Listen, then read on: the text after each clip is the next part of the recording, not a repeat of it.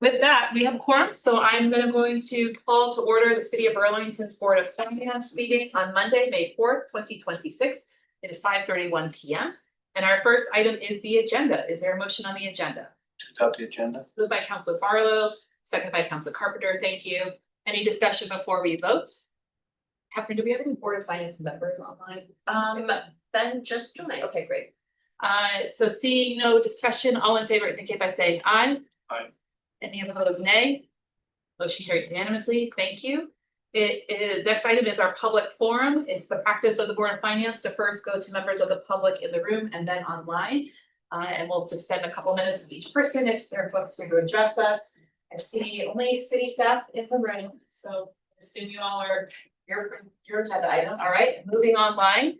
I see former City Councilor Sharon Busher. Good evening, Sharon. The floor is yours. Thank you. So this is a meaty agenda, so I'm going to be very brief. The attorney's presentation, which is last in the agenda that I saw, I didn't see, is there going to be a replacement for the ACA Director of General Government and Transactional Services? I'm sure there is, but maybe it's already decided, but I didn't see that. Moving backwards, because I chose to do it this way, I apologize. Permitting. So I didn't see any info on the workload on zoning and planning, that arm of the permitting department.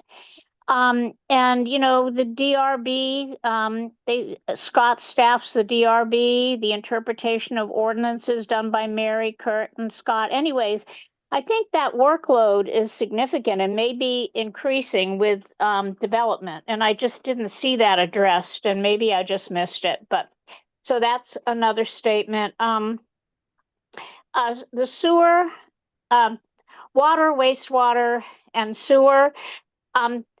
I know we don't have any money, but I have to say it anyways. A long time ago, when I was on the city council, I spoke with the manager, Megan Moyer, about sewer line breaks and how those costs are astronomical for the homeowner.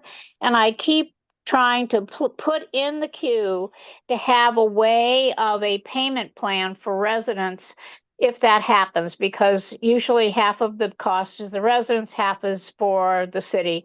So anyways, and sometimes it's all the residents. So I'm still advocating for that eventually. I wanted to say about the street paving program. Quite a while ago, East Avenue, I'm using it, I live on it, full disclosure, but University Road and UVM Facilities is at a destination off of East Avenue. Lots of dump trucks full of snow in the winter, lots of truck traffic, period. And we used to have an agreement with UVM that they would help to pay the costs of maintaining East Avenue because of the amount of wear and tear from their vehicles. And I'd like to just put that out there for consideration when you're looking for money. I think that this is a shared responsibility. Let's see. Sorry. I'm trying to rush and not take too much time. The last thing that I think I want to say is I didn't quite understand. I understand the street sweeping program is moving to water, but I thought one is an enterprise fund, one isn't. I couldn't figure out how that worked. And I understood why it was good for streets, but it's a cost for water, and water's already expensive. So I would like to understand that a little better, and I'll listen to see if some of my concerns or my unknowns are addressed tonight. So thank you very much. Thank you, Sharon. Anyone else online? If you are, please just raise your Zoom hand if you're from the public, would like to public comment.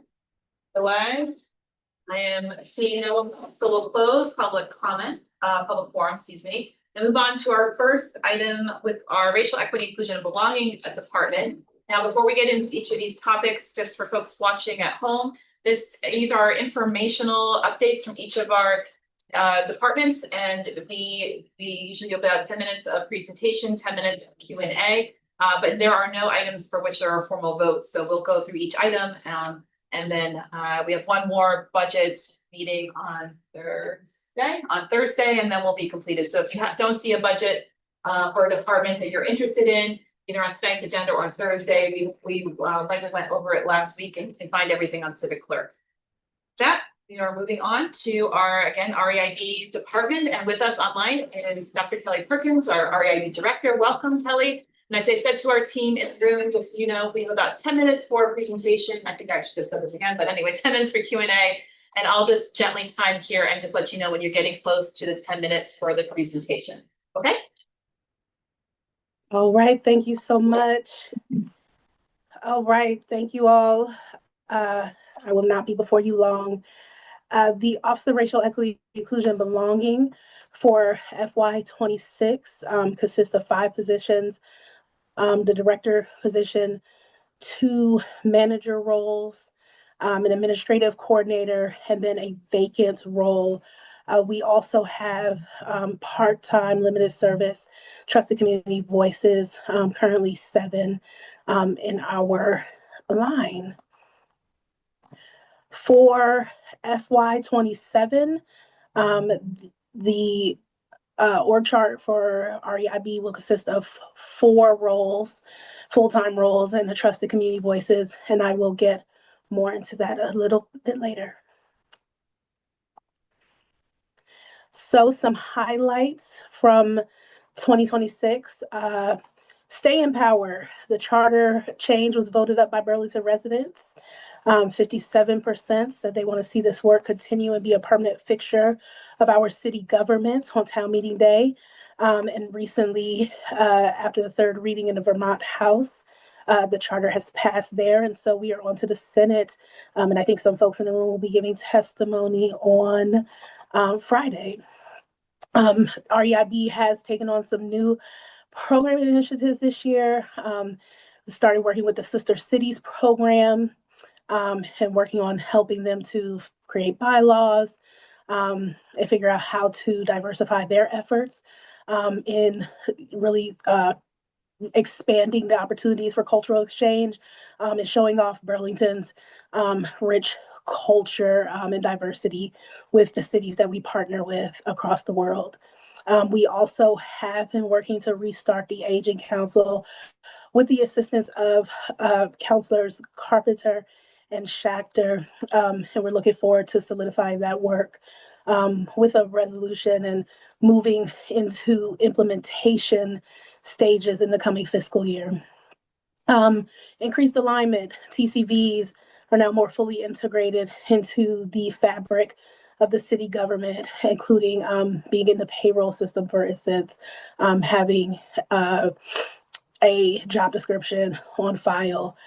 We recently established a partner with New Wave Equity Corporation, and we will be working with them to survey our city employees and to really get a feel and get data around the city's culture and how city employees feel about everything from compensation to the psychological safety they experience in their roles.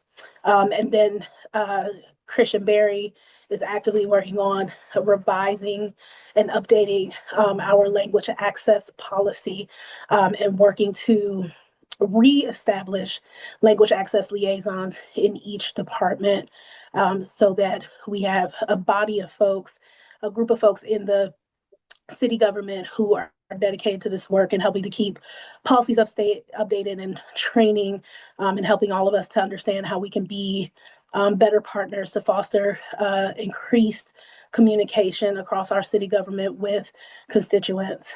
And finally, we have been working this year to collaborate more with HR on recruitment and developing internal training specifically around DEI. So cost savings for 2027, that 5th position that is currently in our org chart will be eliminated. Eliminating that role does not change anything in the immediate for our current portfolio, but we will need to figure out how some policy work gets more ingrained into the remaining positions, specifically the director role and the 2 program manager roles. Additionally, we'll have programmatic cuts of about $23,214. These are largely from lines that have been underspent in the past couple of fiscal years, or not even meeting 50%. So for instance, travel and training, education. This should not have a significant impact again on our programmatic efforts. But one of the things we'll need to consider is what the Juneteenth celebration looks like moving forward. And again, I'll talk more about that later. And so in total, REIB's cuts will be $127,710, or about 16%. So revenues, the FY26 budget was built with the expectation that we would raise $40,000, largely for Juneteenth. To date, $6,500 has been raised. So many reasons, but I think we're all across any organizations we're with, everybody's feeling the crunch. That is not going to stop us from moving forward, but definitely we'll have to make some changes. For FY27, again, with the really call that we reconsider festival expenses across the city, we're going to take a critical look at Juneteenth to figure out how we can still have a celebration that feels representative, that feels like this is a priority and it's important, but that also allows us to think more creatively about cost. A potential opportunity that's arisen for revenues is we've been getting a lot of ask recently from nonprofits and other small businesses in our area about what it would be, what could potential costs be to contract with the city for use of Wordly AI, so that they can, as other folks are beginning to work on their own language access plans and really wanting to make any of their public meetings and gatherings more accessible. And so that is something we are looking into, as we have gotten that request a fair amount over the last couple of months. And so FY26 expenses, personnel, 76% of the budget, and we have approximately $191K in operating, and we're at about 80% through this fiscal year. Obviously, the personnel expenses will not max out because that 5th position had not been hired for. For FY27, we'll have about $855,000 in total expenses. And so again, 76% on the budget, about $200K operating. And so this is reflecting an additional $7K that was previously in the regional programs budget, that for Sister Cities program, that will now be moved to REIB. We have $40,000 for language access, which is again already in the budget in this current fiscal year, and about $102,000 for community celebrations. And so moving forward, some areas of opportunity. I think there's a real opportunity for us to broaden and expand really the intersectional approach to inclusion and belonging for the city. And so again, we've taken on the Aging Council. We're working on expanding language access. And I think, we're at the point where that should include, and we need to make it include, folks with visual and hearing disabilities. We will be taking on the Sister Cities program again and helping them to operationalize further, which is what they're really wanting. And they're very excited about the possibilities. And then really for looking inward to the city, surveying city employees on their workplace experience, and developing any necessary interventions that need to happen as a result of that, and being able to highlight the things that employees say we are good at, and then also using that information to take a more robust approach to thinking about what a training program looks like long term in terms of DEI. And then again, opportunities always to get the TCVs more integrated as city employees, and thinking about what it looks like to expand that program, particularly as our new American population in the city broadens and changes. So some areas of concern, again, the elimination of that fifth position really kind of ties our hands in picking up some additional work and really the sustainability overall. We have a lot of folks in the city and the city government who see the vision and really want REIB to be partners, and it's difficult to meet the demand. And so we are continuing to assess and figure out how we can operationalize our work in a sustainable way, especially as our areas of agency grow. And then obviously to continue turmoil at the federal level with funding for DEI work, means that some of those opportunities that we've had in the past to maybe, again, have dollars for kind of additional programming will be not there.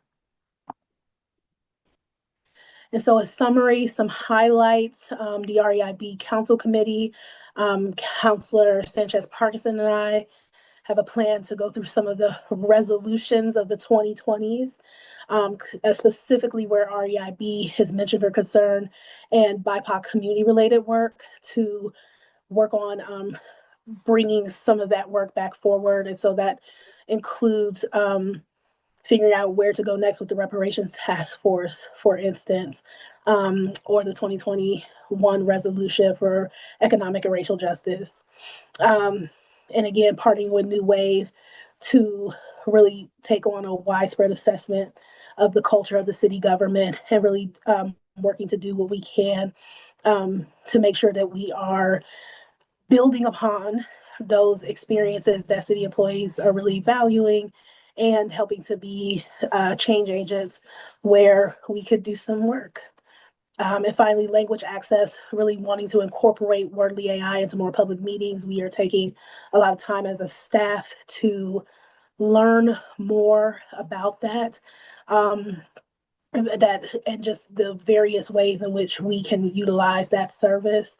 And we also want to work towards standardizing things like videos for some city services, for instance, a boil alert, which will never really change. That's something we should be able to have readily available for residents and ready to send out when those type of situations happen, or, street closing for plowing or sweeping, things of that nature. And so just working to deepen our sense of responsibility in the language access world and getting more creative. And I think, again, with June, one thing I did put here was Juneteenth is really thinking more holistically about that celebration and having it that RUIB doesn't have the capacity to fundraise, right? And so what does that mean for us if it's a city celebration? And so thank you so much. Thank you, Kelly. All right, so we will move on now to Q&A. We'll start first with members of the Board of Finance, and then I shouldn't see other city councilors not on Board of Finance in the room, but if you are online as a city councilor, please just know this is what we've done in the past. And if you have questions after Board of Finance members ask, then we'll go with remaining time to other councilors. So with that, speak to Board of Finance. Questions or comments for REIB? Councilor Carpenter. Just more curiosity on the translation services. You were talking about seeing if we get other groups interested, which I think is a great idea. And I would encourage us to look outside of just city groups. Like, are there state, I think of my old organization, Vermont Housing Finance. I don't know if they have translation services or not. They're statewide, but they might have an interest. So I'm just encouraging you to look kind of not always small nonprofits, but groups that may not have that service and would be interested in signing on. So, so look. Yes. What? I've had a significant amount of, again, I mentioned nonprofits because that's been the folks who have come to us the most and said, hey, you have this thing, could we possibly buy minutes? But I've had folks across many different industries who again are not engaged right now really in any meaningful language access work, but can immediately see the need for, again, and the value of having access to Wordly AI and being able to at least have meetings and public gatherings that are accessible. So yes, I definitely, it's not just nonprofits, that's just who we're getting the most inquiries from. Okay, thanks. The other was on Juneteenth, and has there been any discussion about whether BCA can help out in that? I mean, a lot of the events in Juneteenth are music and art related, and they're good at organizing events. So I would encourage us to cross-departmental that, because we want a good celebration, but without a major sponsor, I get how hard that is, but I would ask us to look to see if they have any capacity. Kelly, do you want to answer that? Do you want me to weigh in? Sure, I saw Councilor Grant's hand, so I wanted to pause and make sure I wasn't out of order. And so we do collaborate with BCA, but again, the main impetus is that, you know, we're looking at festivals across the city, right? And so BCA also has, again, lower budget or whatnot, so it's not necessarily just an REIB problem, but we are working with BCA, and again, we're trying to figure that out and piece that together long term. We began that last year with the collaboration with BCA, just to build off of Kelly's comments there. Okay. Any other questions from other Board of Finance members before we go to Councilor Grant? Councilor Barlow, and then Councilor Grant will go to you, I think, right after Councilor Barlow. Just to follow on to Councilor Carpenter's questions on language access. One of the groups that I know also has a big language access need is the school district, and they have their multilingual liaisons. And I'm just wondering if it might not be worth exploring a collaboration with the school district if we haven't already on those sorts of things, because I know they have a lot of translation needs. The other thing is, I think, you know, you mentioned the AI tools and this is one thing that the AI tools are very good at is language translation. So my question is around the $40,000 that's currently in the 2027 budget for interpreter services. Is any of that for the technology, or is that for a group or business that would help us with those translation needs? Yes, it's for the technology. And so there is a portion that's for the technology. This year, we did re-up the Wordly AI subscription. It formerly sat with CEDO when they held the TCVs and language access. And so we did, after kind of seeing everything that they could offer, go ahead and read that up with hopes, Councilor Barlow, to your point, that we can maybe get a little more self-sufficient as the other pieces of that budget have been used for Vermont Language Justice, for other, you know, external translation. And so really trying to figure out, again, we do have a need to be updating our website and some of the, particularly when it comes to services. And so thinking about what it looks like for us to be able to utilize that technology in a more robust way to, again, be creating videos for services or announcements that are going to be standard, that are never really going to change regardless of the day or the year, and starting to have those things just ready, right? Just a part of what we do every single day. Okay, thank you for that. I'll stop there. I do have questions about the Aging Council being rolled in, but I'll see if there's time at the end after other councilors have a chance. Thank you, Councilor Barlow. Councilor Grant. Councilor Grant, can you hear us? Councilor Grant, I'm going to come back to you. I'm going to go to Councilor Sanchez Parkinson. Hi, everyone, and thank you, Dr. Perkins, for the presentation. And I've shared this with you. I was a bit disappointed to see the elimination of the health equity position. I think that it's a really critical time to uplift that work. And also, I appreciate the way that you've already been thinking about partnerships across the city to make sure that that work can continue in some capacity. And similar to Councilor Carpenter and Barlow have mentioned, I think this moment in time really is requiring us to be creative, to be collaborative, both within the city, like thinking, I think if you were to map out, I think of a network analysis map of the ways that you're touching almost every department in some way. And I also see the opportunity to expand across the city, given that there are a number of organizations and efforts related to equity across our city as well. So I'm excited for the work that you're doing with city employees. I think that that's another great example of how you're touching departments across the board. But thank you for your presentation and your work. Thank you, Counselor. Counselor Grant, are you with us? There you Yes, are. Hi. yes, I am. I agree with what Councilor Sanchez Parkinson just said. With reviewing the 2020 resolution, there was a meeting in the last few months that started that work and will definitely require a meeting, maybe a joint meeting with the police commission. I wanted to say regarding BCA really isn't a catch-all for all events. I mean, they certainly do a good job on certain events, but Juneteenth is something special and has what I believe to be very specific needs that I'm not sure that BCA can fully meet. So we have to keep that in mind. Yes, can we use equipment? Yes, can their team like help set up sound equipment and things like that, or help with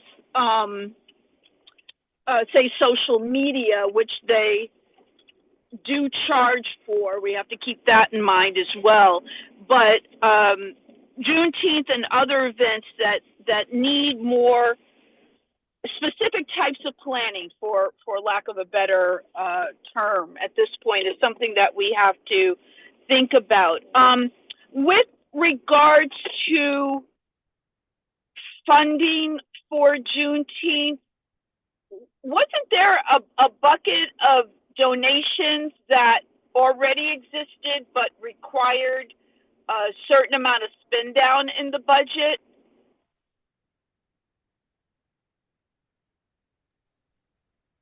I guess I would be directing that toward the director. Yep, I was coming off of mute. Counselor Grant, I wish that I could answer your question more directly. I am actively trying to learn and understand, but right now, we are, I'm trying to understand the history and kind of what's been happening and what's been said.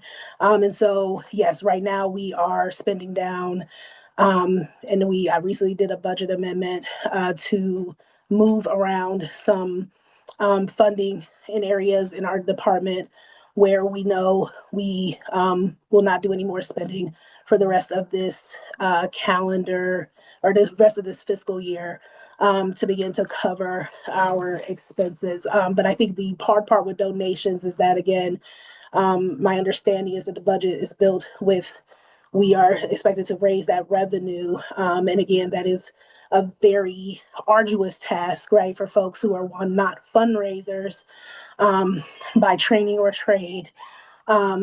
And 40,000 is a high bar, particularly in light of our current, in light of our current just society where we're at, right? Again, we this year have raised 6,500. I just actually spoke with Hula, who is looking to make a donation to us for this event specifically.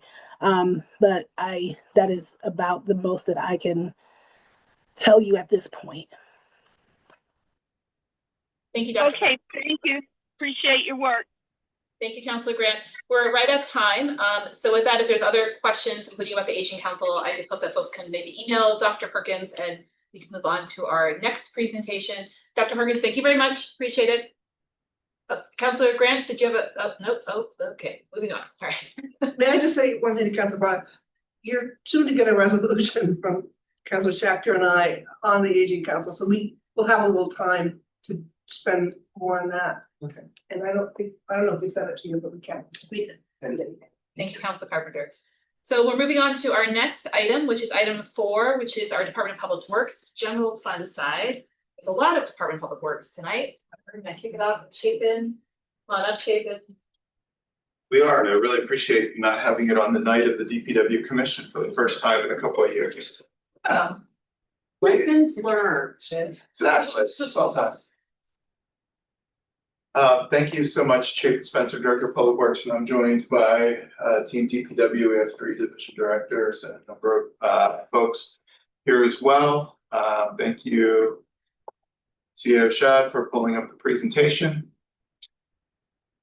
I will make it quick. We can go to the next. It's just really large. It's a great Here picture we go. of Yes. our annual party. I have to say, Sterling, our 1-year-old baby staff member, is in that picture too, which is great.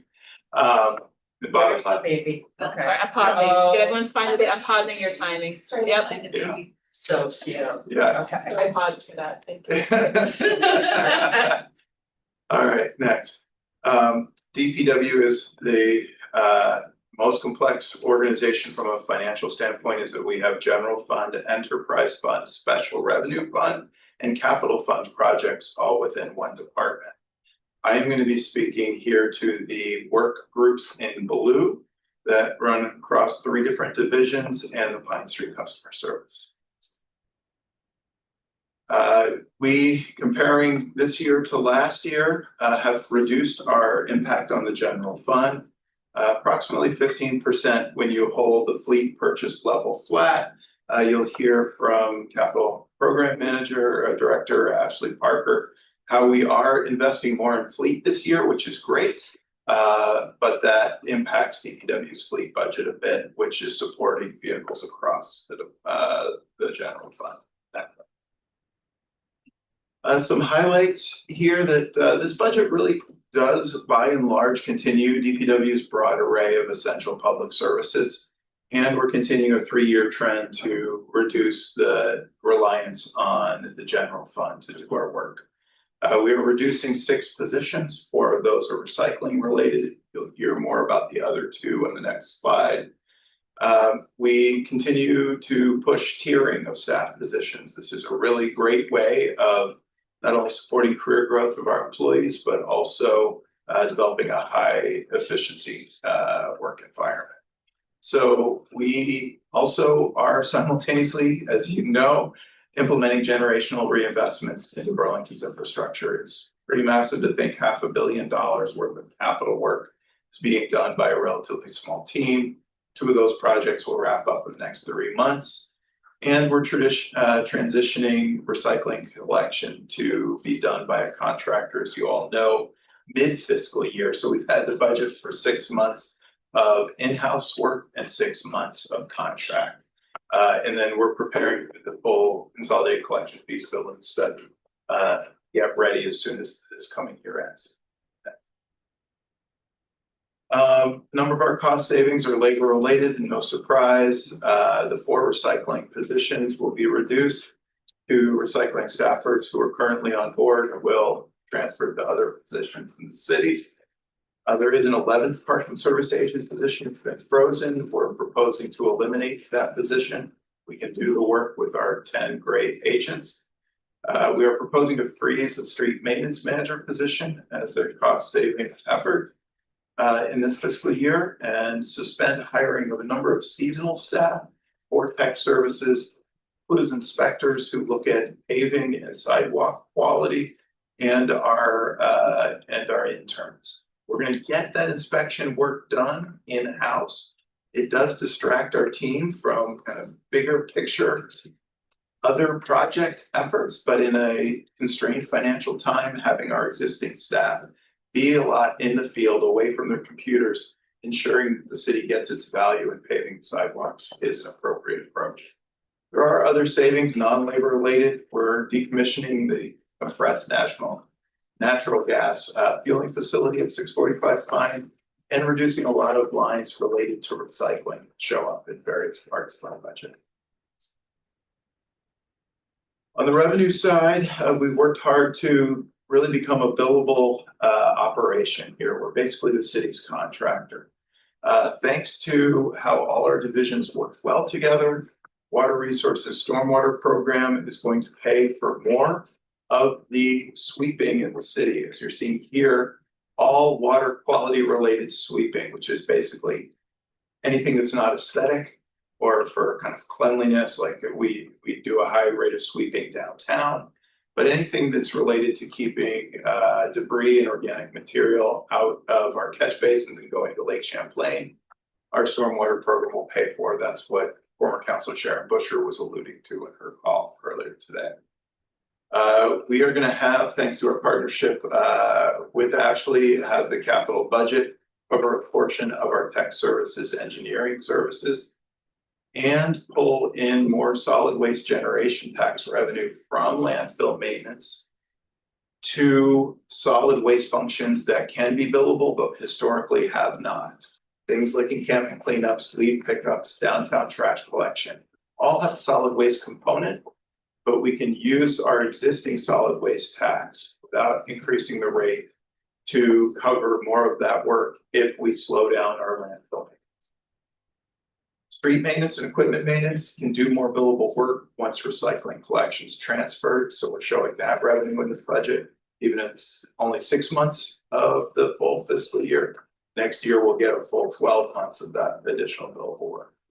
And we're working with the TUC on how the solid waste generation tax is applied to consider its equity approach and whether more people in the city should be paying it and potential tiering structure. But we're looking at a revenue control approach on that next. The expense side, we've talked a lot about the labor. You're seeing some of the numbers for the labor on the top couple of slides or on the top couple of bullets. The reduced fuel and parts and contracted repair costs in our budget are really due to the recycling transition. We've just presented to the council on our winter maintenance, and we debriefed this last season. We are proposing to keep our maintenance costs flat for overtime and salt due to our ability to, through oversight, to really calibrate our salt application and to well manage our staffing. And we do continue to have that $250,000 reserve fund if there's an unforeseen spike in salt costs, for example. Despite the difficulty in obtaining salt this year, we were able to buy salt at an elevated price and still operate within our budget. And it's important to note here that over $300,000 of increased fleet purchases are in our budget, which vacillates year to year.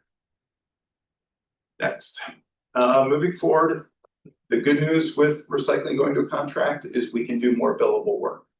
The challenge is that our department is becoming more and more dependent on billable work to meet our budget, which just means some programs that aren't always billable, landfill maintenance, traffic calming, bike pedestrian work, may slow down unless we can get grant funding to do those work types. We're going to also evaluate in this coming year what to do with the frozen positions in FY28. The two major frozen position groups are the street maintenance manager in street maintenance and the tech services interns and seasonal positions. This next bullet is really important and is one I'm pledging to work on over the coming year with you all, is that we are not well or sufficiently funded to maintain a broader range of assets in the public rights of way. As you all know, we should be paving 4 miles of street a year and replacing 3 miles of sidewalk a year. You know the funding for that is challenging. On top of that are all the important but little capital investments that we have not been able to sustainably fund their repair. Everything from chairs, bollards, tree grates, railings, brick pavers are all things we need to figure out a better approach for. So we're proposing to bring a plan to you all to address this gap next fiscal year. We are also trying to unite 2 soil management areas in the city into a modern unified site at 201 Flynn, and preparing for the consolidated collection study in 2020, beginning of 2028. Next. Catherine. Sorry. No problem. So just to finish, generally maintains current level of service. Some unbillable work will move a little more slowly. The net position of DPW's budget continues to improve. We are limiting our staff, knocking down 6 general fund positions. It's important to note that DPW overall has around 138 FTEs. These are spread over special revenue, enterprise funds, and the general fund. And this last item reflects that work on our street fixtures and items in the right of way. Happy to answer questions. Under 10 minutes, you have like 14 seconds. Practice. If I get those. Yeah, you do. Well, so they go to the baby action in the beginning, so, okay. With that, we're gonna go to questions from members of Board of Finance first, then to other counselors. Questions from or comments from the Board of Finance members. Counselor Carpenter. I didn't quite understand that, but you mentioned the solid waste tax. Correct. And then how to use it more. Can you explain that a little bit? The city collects around $1.7 million a year from people who currently have trash service, who also use the city's recycling collection. And recycling program uses about 1.4 million of that a year. And the remainder goes to other solid waste projects like the the soil management area 201 Flint has some debt service to pay there. And then landfill maintenance is the balance. We're proposing of that 100,000 landfill maintenance to slow down our maintenance work so that we can redeploy that money to solid waste activities we do like encampment cleanup to strengthen the general fund budget. It's really trying to just figure out where the tax's highest and best use goes. Thank you. Perfect. Councilor Barlow. Yes, I have 3 questions, but I'll ask 2 of them. These are quick, I think. Yeah. The reduction in the parking services agent, is that because of the license plate that you're getting, or because of less need for that? So That position's been frozen. We have really good coverage most nights until late into the evening, and have found that the 10 positions are adequate. Frankly, we believe we can run with those 10 FTEs as we have been without any change to staffing. We've had this position frozen. We're proposing to eliminate. So it's not dependent on any of the decisions on this. It is not, and the piece with license plate reader technology is really, in my mind, yes, it may have some revenue boost, but it also had new product, and we're really excited about the new product. Second question was around salt. So we were able to purchase salt at an elevated price. I'm guessing we got it late. We have it stored for next year, maybe. Correct. Yeah. And are we buying ahead in anticipation of another seasonal salt shortage? I know we're probably limited by storage or whatever, but it seems like it seems like a very sort of easy to store material, so. It's easy to store, we just don't have a lot of storage Right. at 645 Pine. Our bins we try to use our salt judiciously, but use enough of it so we can open some of those bins for like water distributions, gravel piles and stuff like that, but our bins are stocked up, so order it ahead of time. We really don't have any place to store it. Okay. This shortage has been the only time in my history that I've seen this. If indeed this becomes a more common problem, we are gonna have to look at a capital purchase and construction of more covered capacity. The good news has always been that we're right next to Barrett's. I mean, we get service instantly. When there is salt, this was an anomaly. So I'm comfortable with this general approach this year. If we get into a jam again, we will have to build something. Okay, thank you. Thank you, Counselor. Well, now, unless Counselor Chavez, do you have any questions before I go to other counselors? See, no, okay. Other counselors, questions for DPW? You raise your hand online. You wave in the room. Going once, going twice.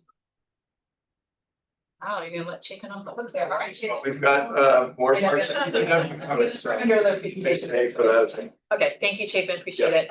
All right, and with that, we will go on to our next budget, which is our capital budget. Welcome, Ashley. Show it all reset here.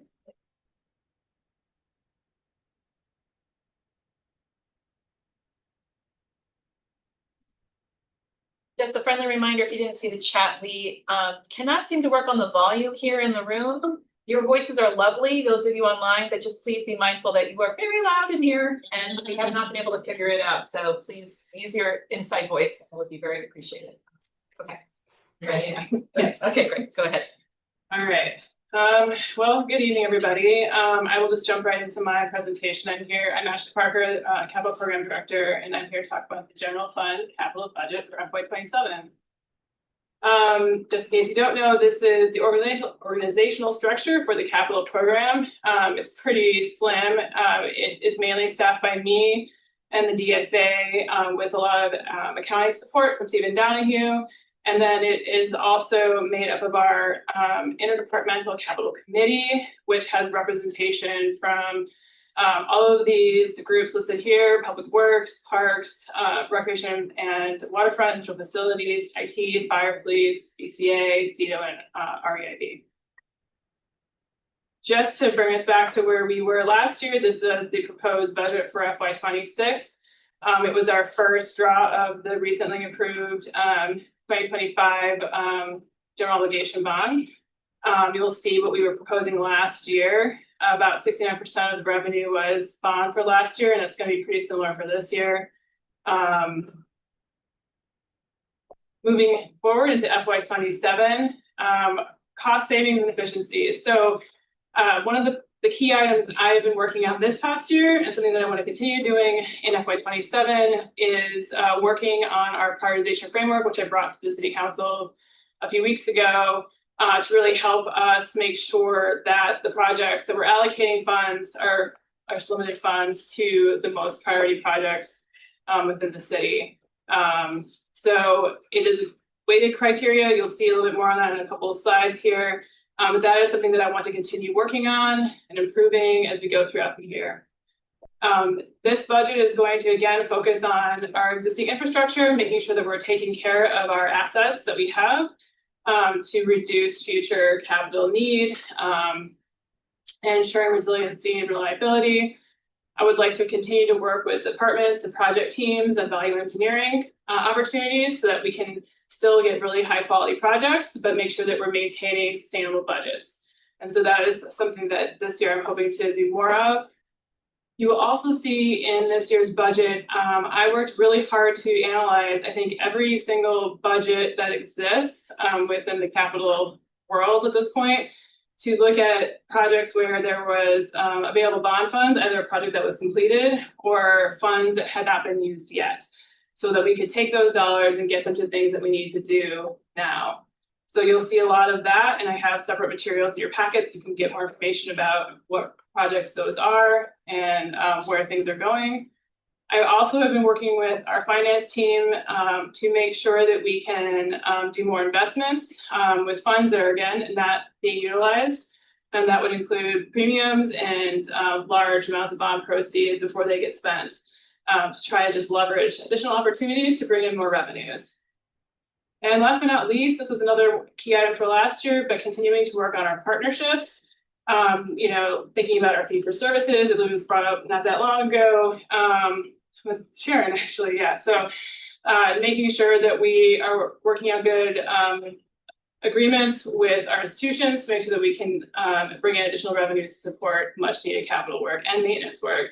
I would like to also extend this to philanthropy opportunities. We have a new position with an expanded scope that I'm hoping in the next year we can see where that would take us and what opportunities might exist for other types of capital projects.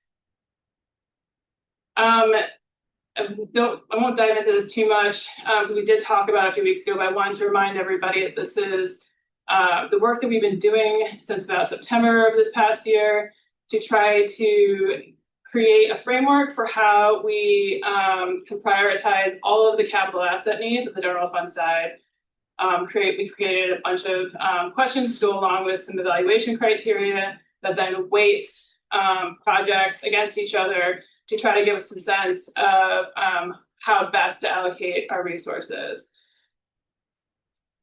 This slide just kind of goes through this process. It really is, the departments kick it off by submitting a form online, answering a bunch of questions, which you'll also see that breakdown in your packet tonight. But that does get evaluated by me. I review submissions and work with each department and project team to make sure that if there's a discrepancy or questions, we go through those before finalizing a ranking or prioritization. The goal is, if there's FY27 budget requests, that this prioritization framework will help us allocate resources for that fiscal year's request. And overall, getting a project into the capital plan, this is the way that it gets into the capital plan. This is not a one and done scenario. Project needs will be reevaluated throughout the year. As they change, we know they change regularly. And so my goal is to have folks updating and reevaluating their projects on a regular basis. And here is the overall proposed FY27 general fund capital budget. This is the revenue side. In your packet, you'll see a budget by project. So you can see a breakdown of where funds will actually go. We are looking to take advantage of another bond draw from the general obligation fund of about 6.5 million. And then also going after our annual borrowing of 2. We have unused bond premiums from this past year's bond draw that are going to be added to this budget. You also see that line item there where I've added the unused bond proceeds to help us add additional capacity for doing additional work. Our grants, what I was going to say about the grants line, so we've got a lot of large projects that have budgets so what you're seeing in this table specifically is all the additional need for capital projects. There are many projects that are active and ongoing that have already received budget allocations in previous fiscal years, or if it's a grant funded project, oftentimes those budgets get adopted as the grant is accepted post award. So a lot of that is ongoing. It's a multi-year capital budget concept, but that is why some of that doesn't show up here. I think that's all I will say for this slide. And this just gives you a little inside glimpse of some of the major projects that are identified in this year's budget. As I said before, it is another fix it first heavy budget with a significant amount of funding going towards our street and sidewalk work, also our local match and soil monies for the Wisniewski Bridge project. And as Chapin mentioned, we are continuing to invest another $1 million in our fleet, which is really a big deal. We've gone a long time with not doing that. And so these are another $1 million worth of vehicles that can be bonded for, that will be added to this year's budget. We are, as Chapin said, there's a total of 588,000, a little over $500,000 going towards capital personnel to support the general fund and other folks doing good project work. And yep, yeah, we'll leave it at that. My next couple of slides kind of dive into my update for you all on the 5-year capital plan. So every year I've been going through and updating that plan as we get new project needs added or those needs change or we kick things down the road. I just wanted to make it clear when I talk about when you see these numbers, these tables, and even in the 5-year plan itself, they are just requests for funding and it's not a commitment at this point in time. It's just a planning tool to help us understand what we have, what we need to plan for, what we need to think about, strategize around. Here are some concepts I'd like to continue thinking through to achieve our 5-year plan. I wanted to remind everybody, last year we brought up the concept of an annual borrowing charter change to increase what we currently have is a 2 million annual limit, slowly over 3 to 6 years, increasing that to 10 million. It would increase our opportunity to do more work without having to go to the voters every 3 years. And I shared this table with you all to see some of the many project types and costs that we have coming up in the 27 and beyond. It's going to be really challenging with a $2 million limited budget to hit those targets. It's a little bit more achievable when we have our general obligation plus our annual borrowing, but I just wanted to have that there for context. We are going to continue to have some challenges with federal grants and even tariffs. About 60% of the capital budget, the projects that are being proposed in future years are reliant on receiving some kind of grant award. And so we have to continue to diversify and think about all of our strategies for completing our 5-year plan. And continuing that thought about exploring different financial strategies, really working with project teams to break down projects and really understand where there might be opportunities to do financing in a different way. Are there revenue generating opportunities that can help us offset some debt service? What are some other ways that we can do projects and fund projects? So that is a key for having a 5-year plan. And then you'll see the table here at the bottom. I think I've probably shared this table for my last 3-4 presentations. It doesn't really change. The numbers get bigger, but there's always more need than the revenue available. That's typical, I think, for a capital plan. And so it just gives us an opportunity to be like, yep, we have to keep working at this and keep strategizing around how we're going to achieve the next 5 years. I worked with Brad, help me add this slide, just to kind of give you guys a high level overview of where we're at debt capacity wise, as we talked a little bit about debt. The takeaway from this slide is in FY28, we kind of reach our peak for debt, and then things taper off after that, bringing us a little bit more capacity for debt. And it does include the school district borrowing in this slide. So that's it in a nutshell. Like I said, we're taking care of our existing assets and infrastructure needs, trying to reduce the impact on the new draws by making sure we're using and spending the funds that we've already received. I will continue to work with folks to implement value engineering and really monitoring our project budgets to make sure we're getting the most bang for our buck, and really continuing to refine that prioritization process so that we can make sure we have a sustainable source or sustainable way to fund our work.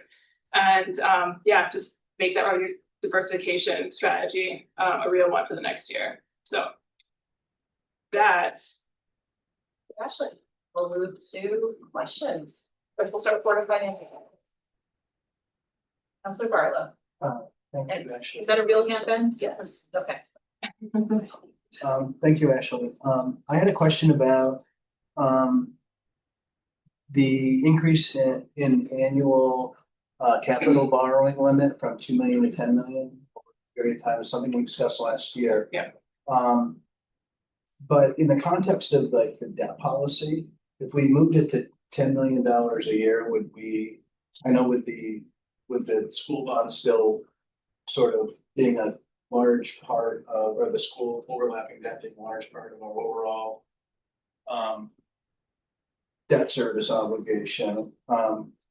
Can we do that, still stay within the debt policy? Maybe this is a question for Brad, or do we need to also look at the debt policy if we increase the annual borrowing? Because I am a fan of us getting to a steady state, so we're not episodically going to voters every few years saying, hey, can we have another 20 million? Can we have another 40 million? Because it's essentially the same money. I'd rather have it. And it will allow us to plan better too if we knew what our sort of steady state replacement costs on capital were. So I'm just wondering if you all, and I'm sure you have, considered what this would do to our debt policy. I'm happy to jump in. Okay, Brad Kuchenberger, Director of Finance for the record. Councilor Barlow, we looked at exactly that kind of comparison. So knowing what the city's needs are, knowing, estimating out over a number of years, the fact that we would either have to increase our borrowing limit or plan on kind of incremental requests to the voters every 3 years or so.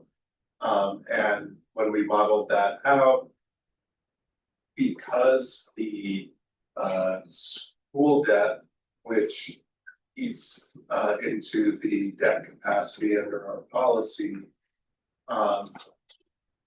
more heavily than the city's general obligation debt. The fact that that kind of peaks in fiscal year 28 and then starts to taper off. There's some other kind of larger one-off repayments that occur during that from now until like, let's say 2030 in that window.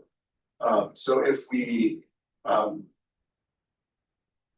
of ramp up to it, the 10 million, we could sustainably afford that within our debt capacity limit. My estimates say by 2030, 2031, with possibilities for increasing between 2 and 10 in the years up until that point. In the chart that was included in the presentation, does it assume that maybe we would do this, or is it like absent that? It's current law, so absent that. Okay, thank you. But we have looked at the numbers the other way, and that's kind of where it fits in. Okay, thank you. Appreciate it. Thank you, Councilor Barlow. Councilor Travers? Thank you. I have a somewhat related question, which is that I anticipate that, you know, in the relatively soon to near future, that there's going to be some potential opportunities for some really interesting sort of public-private partnerships. You know, I'm thinking most immediately about some of the presentations that we've been to at the library and the substantial resources that the Friends of the Fletcher Free have raised for a new building there, which I think, you know, a contribution from the city could help move that over the line. I'm thinking about the Secord development and the city parcel that's there. And, you know, back in the day, I sat on the Chittenden County Regional Planning Commission study for a multimodality hub there, which I anticipate may eventually be necessary to unlock the full housing opportunities of that neighborhood as we remove parking lots in exchange for housing. And I guess what I would be interested in knowing is, you know, looking perhaps as soon as next town meeting day, right? Is there any capacity right now where if the city wanted to put in the grand scheme of bonded projects, a relatively small bond measure out there to, you know, help the library project get done, or to help any plans that we have for our parcel in the Secord development, what the capacity for that would be within the existing debt policy. I don't anticipate that you would necessarily have answers right now, but that is something I would be interested in exploring. Yeah, I'm happy to take that question and get back to you, but actually. No, it's okay. I was just gonna say, we are also thinking about that as well. So that is definitely on our radar. Because if we do go for a larger bond, it should be for a suite of projects. So I think that is definitely something that we'll look at. Right. Thank you. Go to other city councilors. We just have a few minutes left. Anyone online who is on council but not Board of Finance, just raise your hand. Sabrina, you entered the room. I didn't even see you back there. So just please, yeah, just wave at me. Wave at. Okay. Councilor Schechter. I just had a question. I had a similar question as Councilor Travers, so thank you for asking that. But the community health and safety building, is that the combined like police, like what are we, can you just, I don't know who to direct that? No, that would be me. Yes, it is still representing the concept of a combined police and fire station building and community health. I think probably soon there will be an update on where things are at. It kind of segues into one of the questions Councilor Travers asked about opportunities with the library project and things that are happening at Memorial Black. So I think, yes, I think more to come. And but yes, that is currently still how I would describe it. I will just add that there's, as council does know, in Memorial Block in general, there's been a lot of moving parts. So as such, this is also a moving part. There's still don't get it twisted, members of the community, that there's still a great need to have a much more state-of-the-art police station. Building that they are in at 1 North Avenue was never designed to be a police station, certainly not a modern day police station, and we really struggle with that building being up to snuff for our police officers and our other professional staff, and similarly for our downtown fire station. I mean, if you ever do a ride along and it's the winter, they have to scrape out the ice in order for the ladder truck to clear the bay. So it is very much still a need, but we're still trying to adapt around understanding available downtown space, what's happening on the block, and of course, the affordability, the ultimate issue for them is the affordability, and back to the bigger bonding question.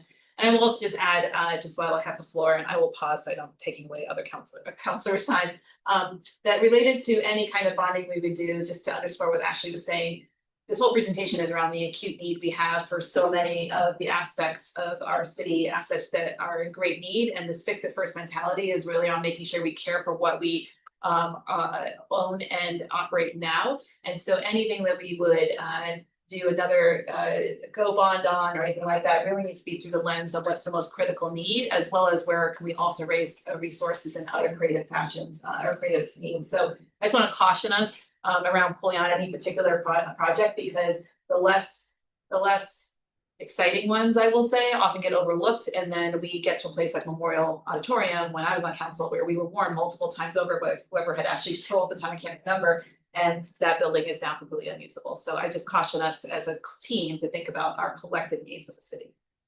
And I will restart the clock in case any councilor would like that time, because I do not want to take that away from you. Is anyone online, or Councilor Grant, or anyone else who hasn't asked a question yet?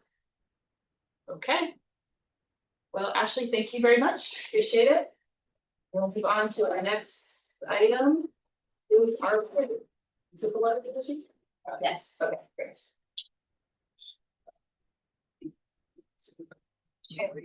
There we go. Welcome. Hello. Who do you know? I'm Megan Moyer. I'm the Division Director for the Department of Public Works for the Water Resources Division. I've got my Director of Finance here, Jess Lavalette, and this leader here, Chiefin. What's the difference? So just going to try to start 10 minutes to go over 3 large enterprise budgets.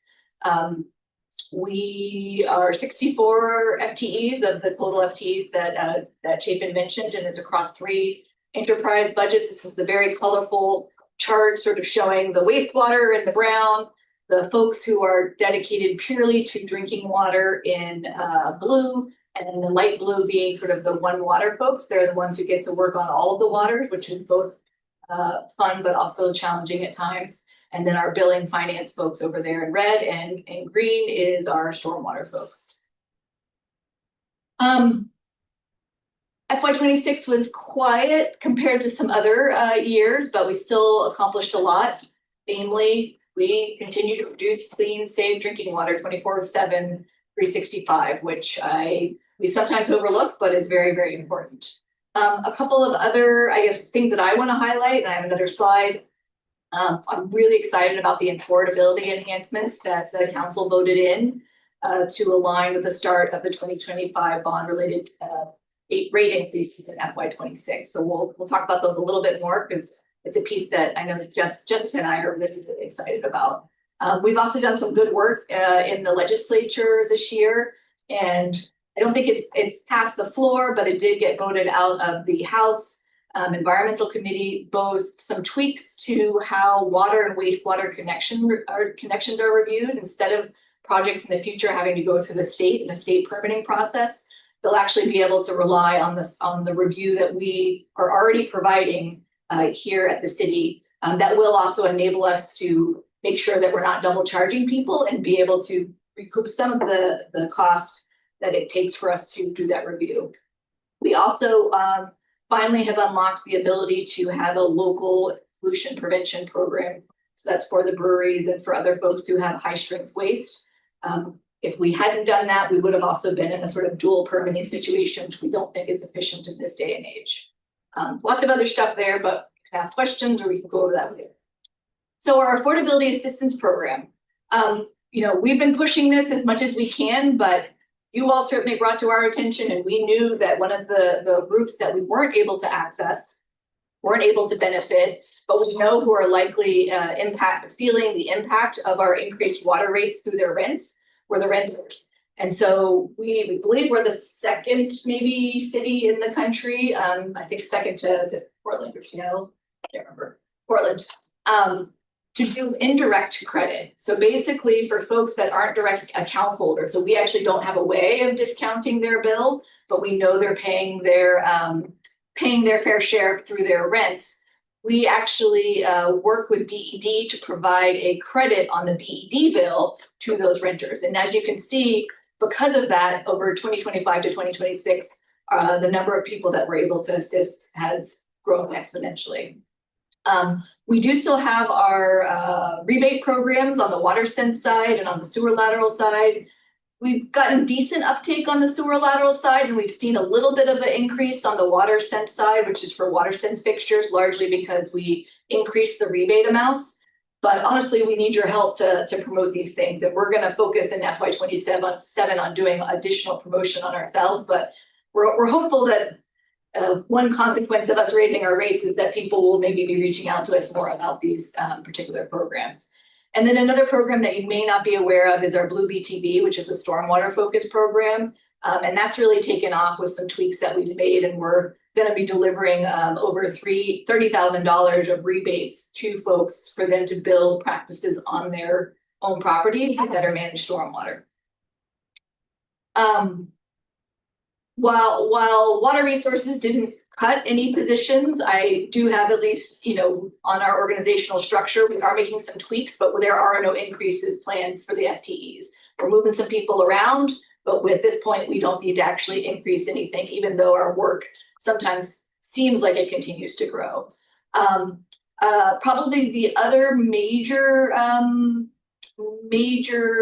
issue this year or benefit to ratepayers is that we've had a longstanding contract with Champlain Fire District 2 for wholesale water. And the limitations and the caps that were in that previous contract actually meant that our cost of producing wholesale water, we weren't able to capture it fully. And we've been successful. It's not signed yet. I need to bring it to you all, but our conversations have been fruitful. We've made our case as to what our cost recovery would be. It's in line with what Champlain Water District is. And so they were willing to let us sort of substantially increase the amount that we're going to be charging them to better cost recover what it means for us to get that water. Let's see. Like the entire city, one of our biggest expense drivers are personnel costs. We have 64 people, and all of the costs are going up across the board. We have worked in concert with Chapin to make sure that we are supporting the street maintenance team for all billable work. So not just construction related work, but the water quality related street sweeping that we discussed before. Our biggest piece that we're trying to manage, you can see very soon, the yellow bar is our proposed debt service that's going to start coming online with some of the projects that we've already implemented, and then the big project that is still to come. And one of the things that is the most challenging with particularly wastewater is our debt coverage ratio.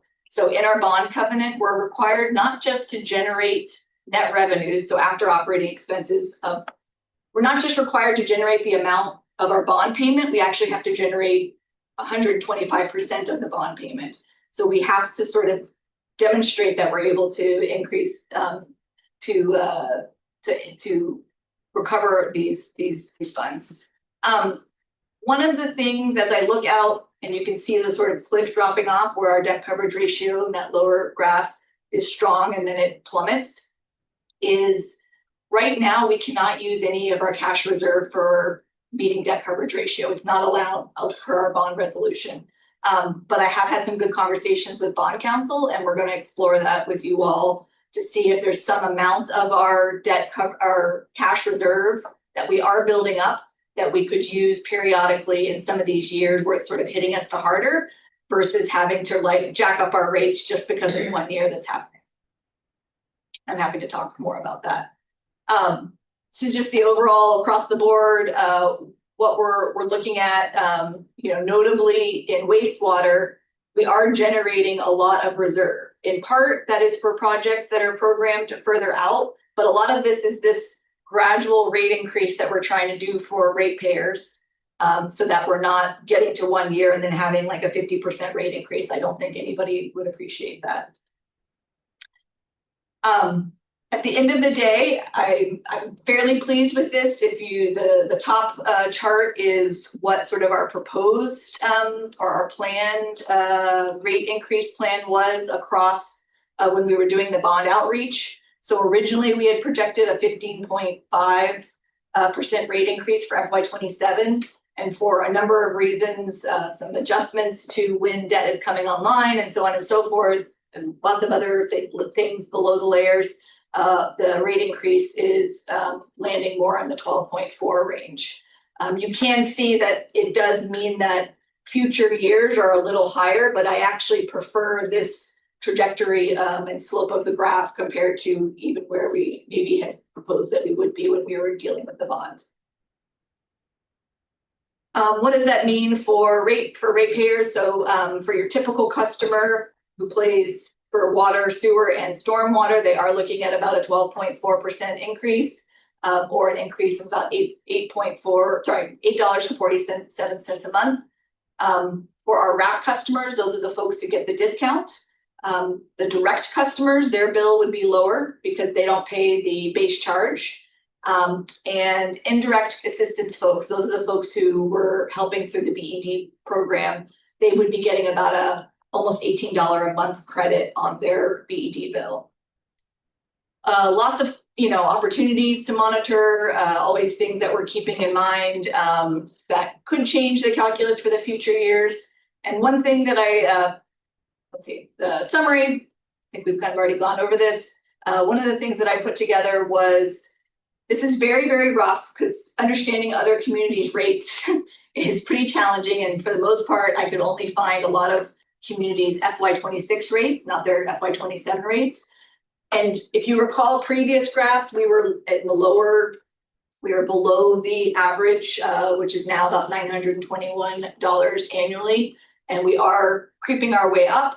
But as far as I can tell, we are still below a number of communities. But as I was going around the web, there were definitely folks and communities that are starting to experience the rate increases that I know we've been talking about over the past couple of years. So with that, I will very quickly take questions. Thank you very much.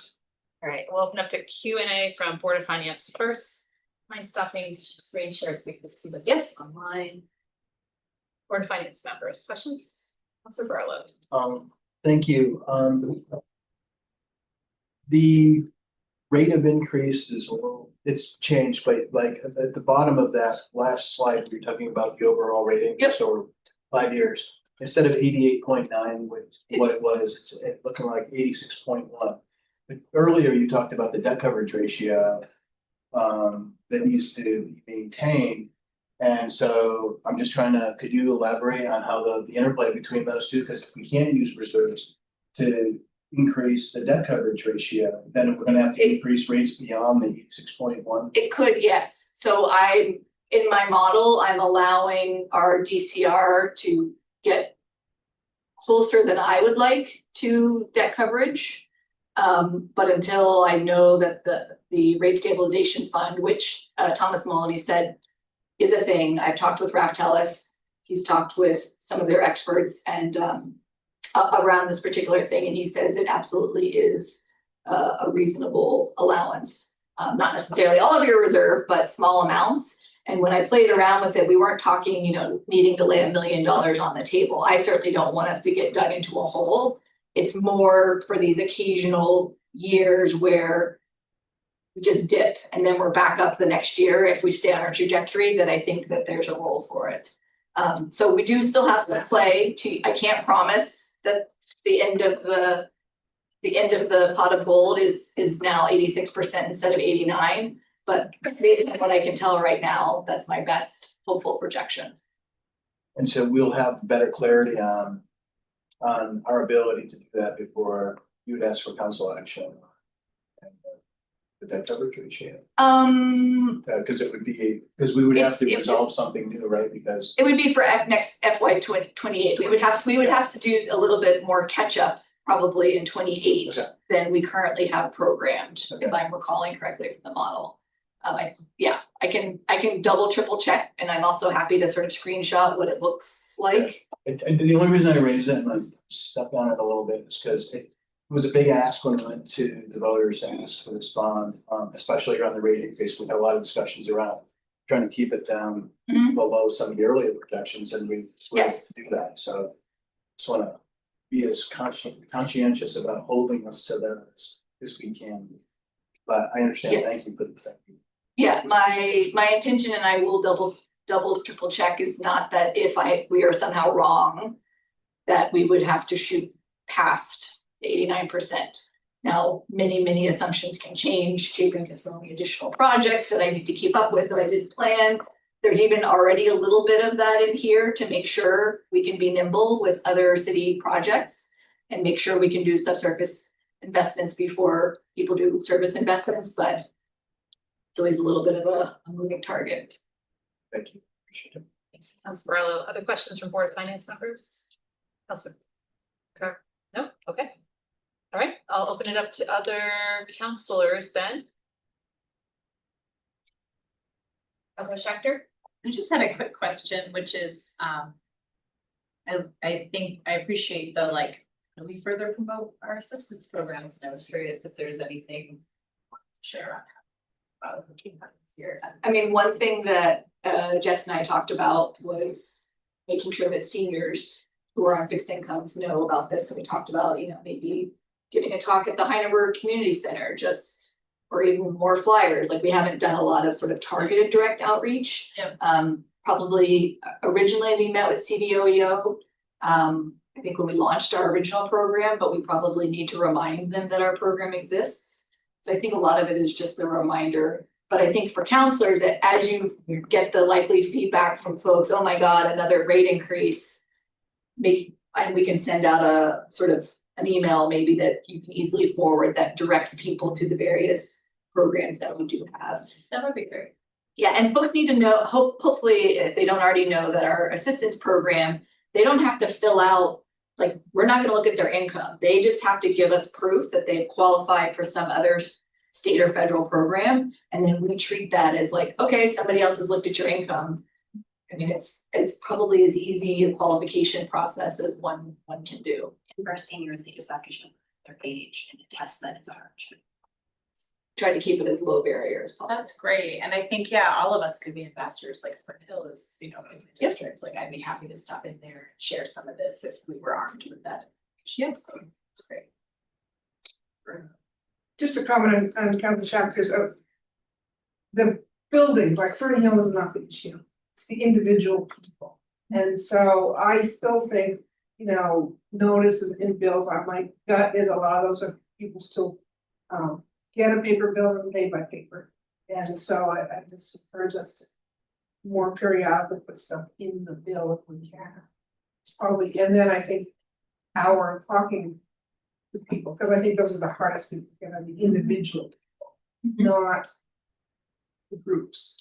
Well, and they may, because our program was limited before and was only for people where it's one property owner per meter and people who are in larger buildings. If they don't already know about the BED assistance program, hopefully at this point, if somebody signs up for the BED assistance program, we're having it be a little bit more automatic that we get those names. It is, it's every month. Yeah. Just got yesterday. So, but they may not even know about the BED one.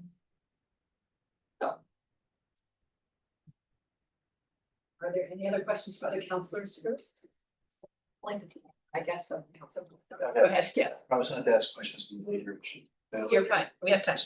Okay, former Councilor Busher asked about if there's any capacity in water to help people with the sewer laterals. The $275 billing credit is helpful, but I have constituents who have paid $15,000 or more for a sewer lateral replacement. It's really hard for some of them. Is there anything the city can do or water division can do creatively to assist, better assist, a payment plan or something? for those things. I know that water division doesn't do the work, it's all done by private contractors, but. Yeah, I think that's probably been the biggest thing is if we're not paying, like, the mechanism of, I guess, setting up an entire separate loan system, because like for the water one, right, if we're paying the contractor, we're doing the work, then it's easy to put somebody on a payment plan. But if somebody's externally paid BP wastewater, and then we're somehow loaning them the money, I haven't been able to unlock that. That said, with the cash reserve that we're building up, once I answer some other questions about what we're going to do with the reserve, I think that's gonna provide the opportunity where maybe we could seed some sort of revolving loan type thing. So it's still there. I know every time I see Sharon, even if she doesn't say it, I see it, the thought bubble on her head. And then others ask me about it too, so thank you. Yeah, yeah. And just to continue, I think you should look at, I know like East Rise Credit Union has done a lot with energy efficiency loans, so there might be some existing financial institutions.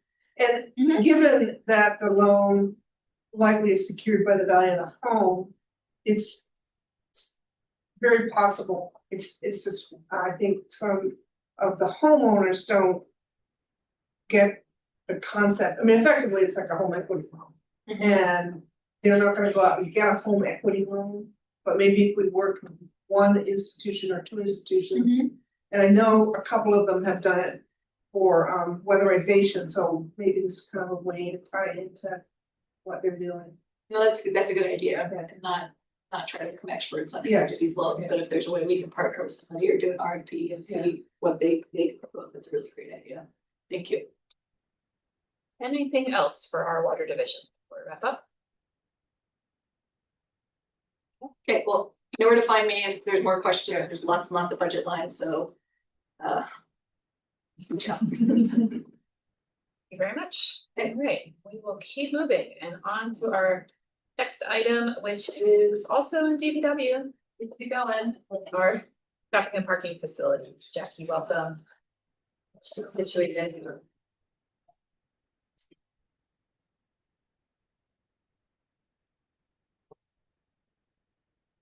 Yeah. Okay. All right. So I oversee 3 budgets. Chief did Fund 53, which is parking services, that's part of the general fund. The other 2 traffic and parking facilities are both special revenue funds.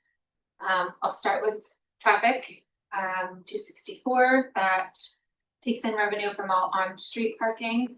And those revenues cover crossing guards, lines on the road, signals, RFBs, and all signage. So some highlights from FY26. This is very exciting. We did sign a federal grant called Safe Streets for All. About $1.4 million grant will cover the upgrades of all signals from South Willard through the Staples Plaza. We just signed that in March, and we're in the first process of purchasing everything that we need, and then we'll hopefully get to one intersection this year and then a bunch next year. And this fund, prior to some inventory reduction, profited $35,000 after a pretty challenging budget year last year. So for this fiscal year, we're looking almost right on target for revenues, just slightly shy, and very similar revenues for next fiscal year. And then expenses, we are running very tight.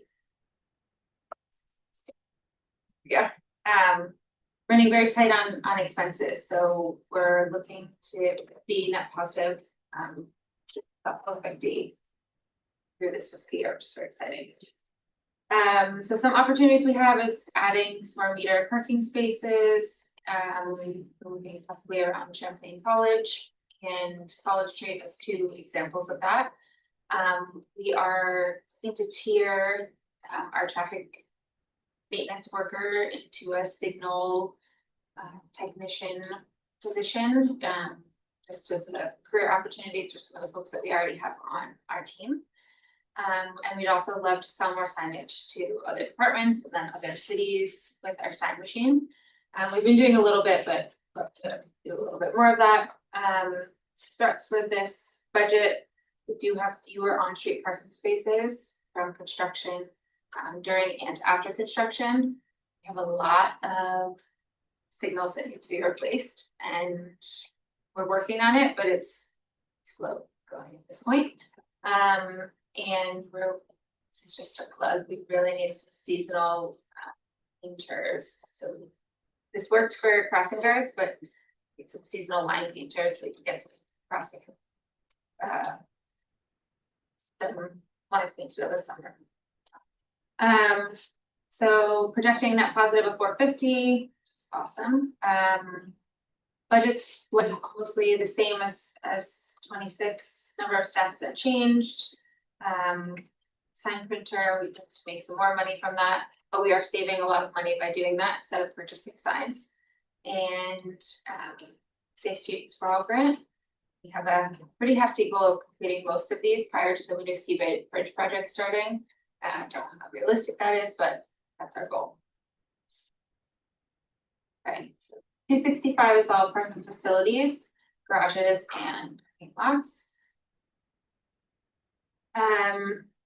We budgeted for transient parking in FY26 a bit too high, but we've seen a huge increase in permit parking options. We've tried a lot of businesses downtown bringing people back, so instead of working from home, so we've seen a lot more permit, and we're definitely shy on the transient parking. So it's just someone who goes in and pays with either front mobile or gas. FY25 saw a net positive of 350 last year. That money went directly towards paying a $2.5 million revenue anticipation note. So that money went directly towards paying that. Our projected year end, we are a little shy. You can see that is the short. We are short on transient parking fees. So that's definitely our downfall, but parking permits are way higher than expected, much higher than they were last year. Again, we are shy on expenses, so we're running short. So we will have a net positive this year, around 450 or so. We are focusing on downtown garage south. We're working with an engineering firm right now to make some repairs on that garage. It's the older of the two of the downtown garage, so it's time to make some improvements there. We're having some challenges with our elevators. We don't have the money to get new ones at this point, but so we're trying to put some band-aids on the old one. We're having a lot of trouble, but we are definitely working on it. And with the vehicle mounted enforcement that we're looking to purchase, that is going to give us a new permit option, which I think a lot of people are going to take advantage of. So people who work maybe 3 days in the office, this is a great opportunity for them, or even 1 day a month or something. They can pre-purchase, 30 days or 100 days and use it over an entire year. So we're excited about that new option. Wanted to chat a little bit about the sheriff, because I think there was some questions about that. So right now we have the sheriff for 4 or 5 shifts per week, 4 hours per shift, and they did recently up the rate to $90 per hour, which is $15 more than it was when we signed the contract in September of 2024. With the sheriff, we have about 28 hours per day of outside security between the sheriff and our Securitas contractor. And with that, we do have 24 hours a day coverage between city staff and our outside security. This fund is very similar, more permit parking, less transient. Staff remains the same. We do have 1 person that's deployed through calendar year 26. We're expecting another net positive. And if we continue at the rate that we're going, we should be debt free in this fund by the end of fiscal year 30.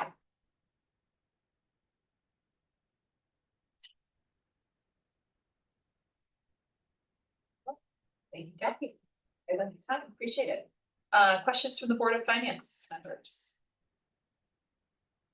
Mr. Carpenter. I just want to comment and questions on the transient parking about, again, PR of using the garages and then of using the one on your phone. I know a lot of people will get confused by that, and I mean, basics of it. I think somebody from your department should go around to every NPA, talk about it.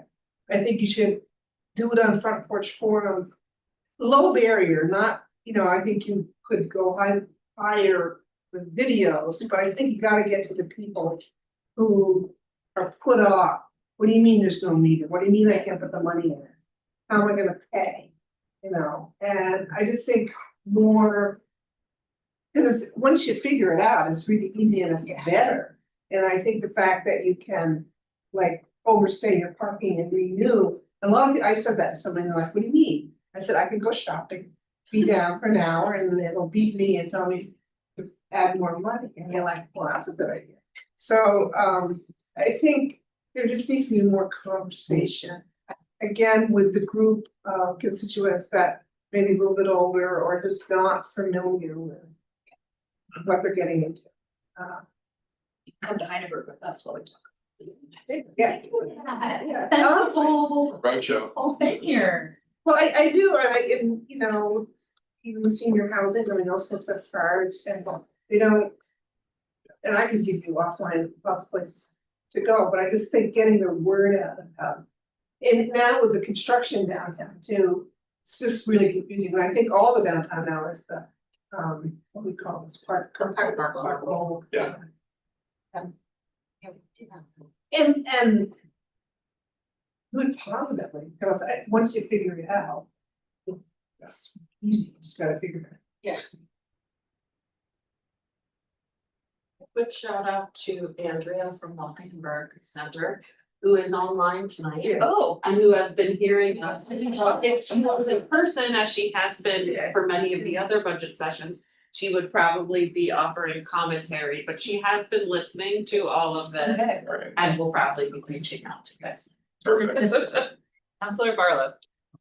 Thank you. Our transient spaces in the garages, are those ones for people that are that don't have a permit? Anybody doesn't have a permit? Yeah, that does include hotel guests That also. includes hotel Yeah. guests. Is, and that's for both garages?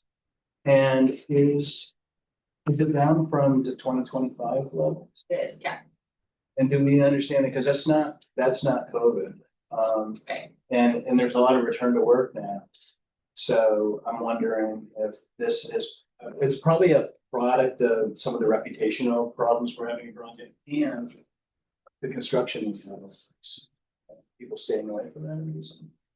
Do we have any idea, or I guess we don't have any way to collect data on it? We don't have a specific way to collect data on this, but I will say, sure, anecdotally, we've heard those concerns. One of the things Jackie's team does a great job.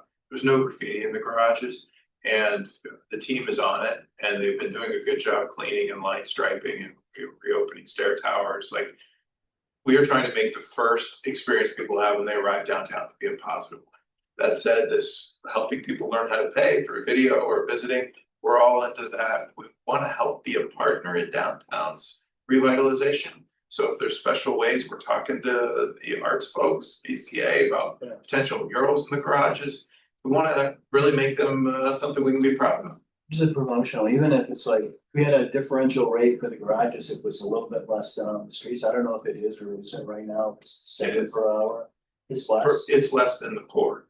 Okay, so I mean, stuff like that, if we get the word out, people might choose to park there, and then we get more people having okay or not like negative experiences. You don't expect people to have a positive experience in a parking garage, but if neutral, it's something we can shoot for. Yes. Right. And so like things like that, because I think some of this seems solvable. I mean, and I'm not in your role, so it's easy for me to say. Right.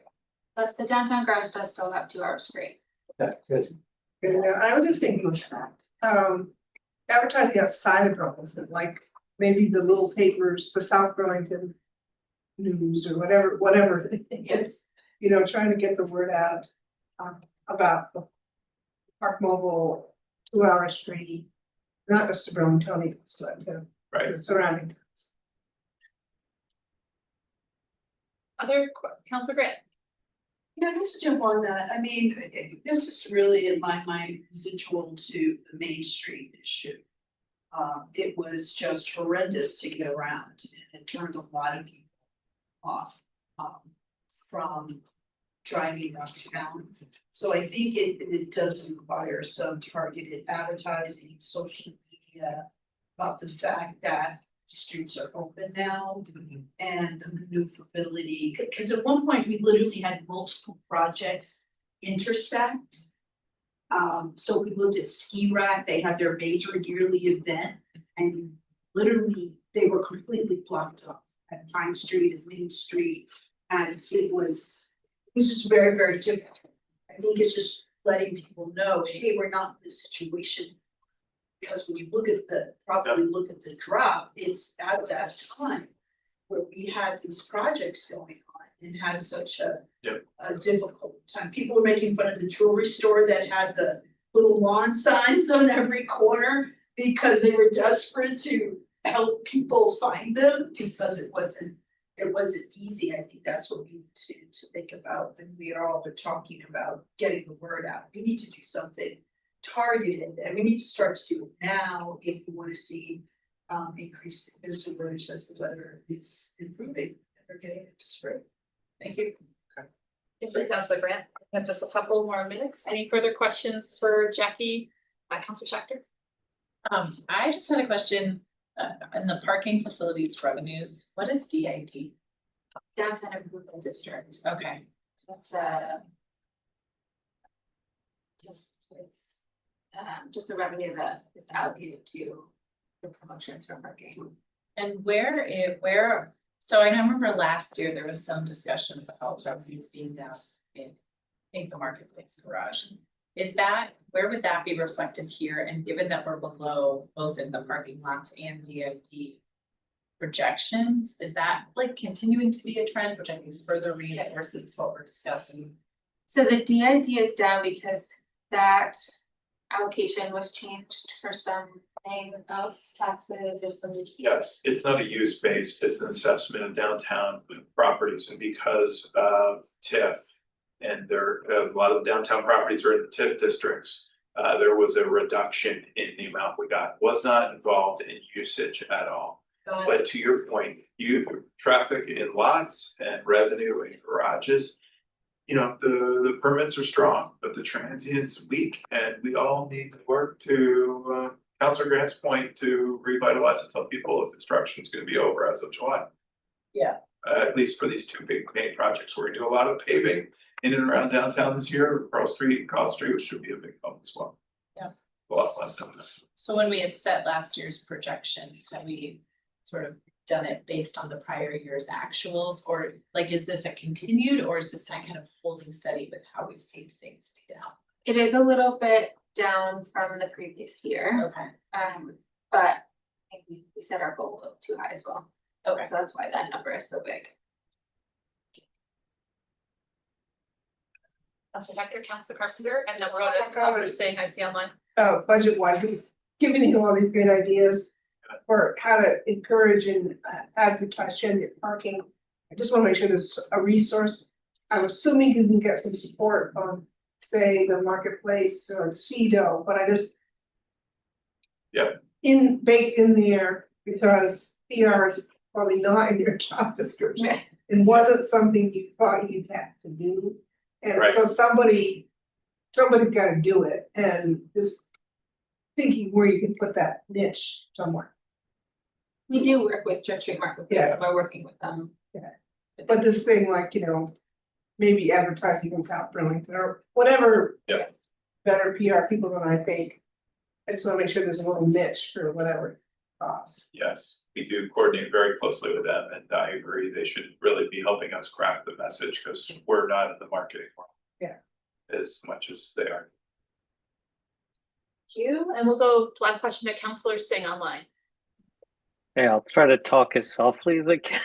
Y'all, thank you. I'm noting that. I appreciate it. When you do your parking projections year over year, do you take into account the spaces that are lost during construction when you make those projections? And yeah, just curious if that's taken into account when you do this percentage decrease of total revenue. So Not exactly, because we don't know exactly. However, in one of the lines, meter hoods, that is, for example, on College Street where they're reconstructing the old YMCA, those spaces are currently being paid for by, the company. So that money, if you look at that line, I had budgeted at 115 and it was actually 166 because those spaces, which normally the revenue would go into on-street revenue, is actually going into the meter hood fee. So I'm still getting some of that revenue, but it's just going into a different line. So that's just an example of, some of those spots, when it's city construction, they don't pay for them, but some of those spots are being paid, it's just going into a different line. thank you. Thanks, Councilor Singh. And with that, Jackie, thank you. We'll move on. I think DPW, are you done? You've heard enough from us. DPW night, just a couple of cameos from other departments. All right, I think we're getting a new another next year.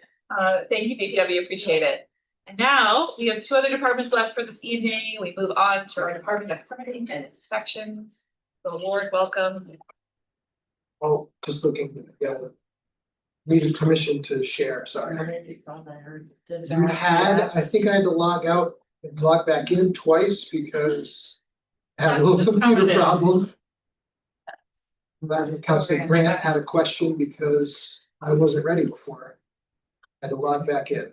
Okay. Starting your time. So you're right. When you are ready. All right. Are you good? I am ready. Okay, great.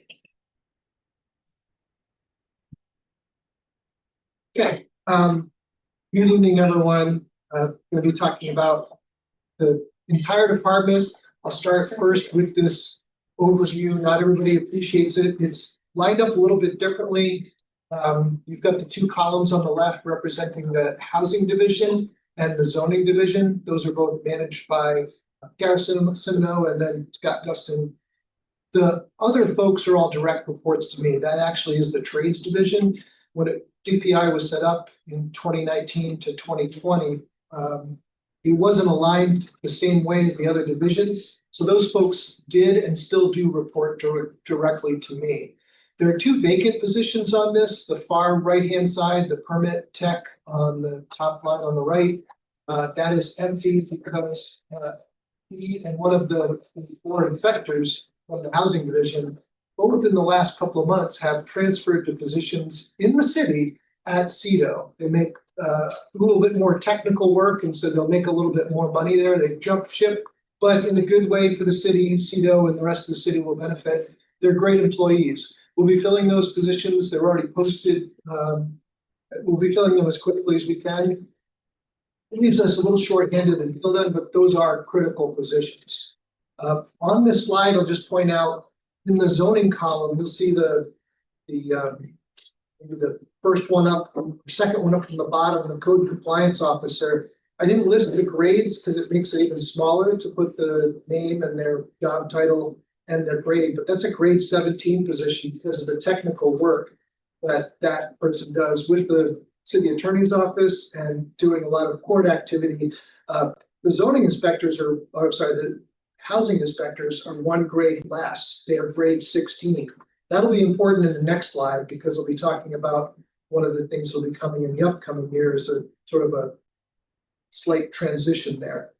So this is a 26-27 highlight because some of these things started in 26, but we're going to be kicking them into a little overdrive with 2027. But we've started increased problem property enforcement, and that essentially is not just vacant properties, but it is distressed properties. So those are the ones that are not technically vacant per the ordinance, but they are either distressed because they are financially distressed or they're physically distressed, but occupied, or they may also be underutilized for their full capability. So not technically vacant, but if they're 90% vacant, they're still not vacant. So we have to find some other way to deal with them. So we're dealing with them in the problem property realm, and through some added enforcement attention, and I'm grateful for the mayor's direction to the other department heads. I feel like I've got greater authority to get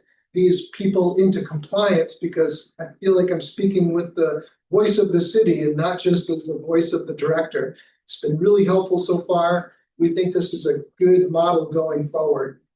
It's so good, in fact, the second line you see there is a request. That's what I was talking about in the first slide where we were talking about the pay grades. The housing inspectors are grade 16, but this budget is going to include a request that we'll make one of those inspectors a grade 17 inspector, or a housing inspector 2 is what we've called it with HR. They've reviewed the job description. It's with the union per the contract with its final review before we bring it back with our final budget presentation. But that person will be basically taking over where I've started this work and doing a lot of the legwork because I love doing it. It's been helpful, but I need to continue to operate the department too and not just have a more of a full-time focus on problem properties. But I've been trying to get this thing kicked off, and this will transition to that inspector, and they'll be working more closely with the city attorney's office and hopefully bringing in more revenues. They will also be able to focus on short-term rental enforcement. That's something else I think that we will talk a little bit more about in the rest of the presentation. But the third bullet point down talks about tracking overdue balances and late fees. We've done a really good job so far this year. We're going to continue doing that going forward. But as a quick example, we budgeted for reinspection fees for the housing division, $15,000 for the current year. We've already collected 29, almost 30,000, so almost doubled that. Those are when property owners are sloppy and don't get things fixed when they're supposed to. But there's a fee that goes with that. It's a non-compliance fee that is for making us work extra. They're paying the cost of that. That's completely appropriate. The other is tracking some late fees. When people are not paying on time, they have to be paid. They have to pay for the late fees associated with that. And then our housing team is filing liens, and we are collecting those late fees. It's been pretty effective. We've had some good initial results. We expect that will continue into FY27. We a week ago, if those of you who remember, I was there at the city council meeting. We increased the rental registration fees by $10. That brings in about $100,000 extra in revenue upcoming year. So the cost savings, the big thing this year was the reduction in that one of the 2 electrical inspector positions. This was really difficult for me from the human side of it because both of our electrical inspectors are great. The clear demonstrated information was that we don't have enough work for both of them to continue at the current pace. We've seen a downward trend in the number of permits. The workload is just not there to support 2 full-time electrical inspectors. We started before the pandemic where there were a lot more in-person inspections. Now the inspections are more likely to be either remote or can be done with some other self-certification by the person doing the work, sending in documentation and proof with photos. The 2 inspectors are not as busy as they used to be. So to me, this is a very rational decision to reduce that position to a part-time position. But it's difficult, of course, because it's a person. We'd love to see both of them around. And we just don't have that specific work to continue to employ them both at full time. But no work is ending. The members of the public can still expect to see quick results. You don't have to wait for electrical inspection now, and you wouldn't have to wait for an electrical inspection under this proposal. The other thing that is for FY27, we've reduced some miscellaneous operating lines, some of our telecommunications because of trends. We've not spent all of that. The same thing in some of training. We've tried to be careful in what we spend for training and for professional and consulting services. In short, those are things like if we need a zoning expert who is not on staff, but we need someone to talk about slate roofs, and we'll have a budget line that says this person is going to testify on our behalf as an expert, that there's no other way to do this. Those things cost money. Occasionally we need a trades engineer who is truly an engineer and not one of our building officials, something that the city engineer is not able to do. We need those a small amount of money to keep contractual services when those experts are needed. In the upcoming year revenues, we've obviously seen the revenues come in lower than projections. So the FY27 is projected to be about $500,000 lower in revenues. That's based on trades and zoning fees both being traditionally lower. We're not seeing this large projects come in as quickly. You heard it in the last ARDA presentation. Some of the funding, it's hard for the financing for some of the larger projects. We're seeing some, but we're expecting that it's going to continue along that trend. On the expense side, this is there's an increase from the FY26 budget that is primarily driven by salaries, wages, and benefits that have increased. Moving forward, FY27, that's the second year of the vacant building tiered fee increase. About this time last year, you put into play a vacant building permit structure that went from a one tier, meaning that the second year the people would pay essentially $500 more per quarter, $2,000 more a year for their vacant building in the second year going forward. So we will expect to see higher revenue there. In addition to the work that we're doing with problem properties, that vacant building activity, the problem property activity that we're pressing property owners for compliance is moving the needle on things like the Bo's Restaurant project. It's really worked to apply some leverage to try to get them to apply when we ask them to, and other properties that have sat vacant for years. There's one at 218 St. Paul Street that may be featured in 7 days this week. It was vacant for years and it closed last year. There were more than $20,000 in overdue fees that were due to the city from that project. There's already a new person in the building doing some demolition with a permit on it. So we're seeing some positive activity there. Our core services are going to remain active, and we do not expect to see any reduction in services. We are working on a customer service satisfaction survey to try to emphasize the core work that we do in building and zoning to try to make it more effective. That's in conjunction with our planning department and with the innovation and technology department. The short-term rental enforcement that I mentioned at the beginning of the presentation, you may have already heard from the city attorney, or you may have seen in the news that there was a recent Vermont Supreme Court ruling that enables us to move forward with our next phase of enforcement. I met today with the city attorney talking strategy on that. We think we're going to see increased compliance on that, and we're going to see additional revenues as a result of that.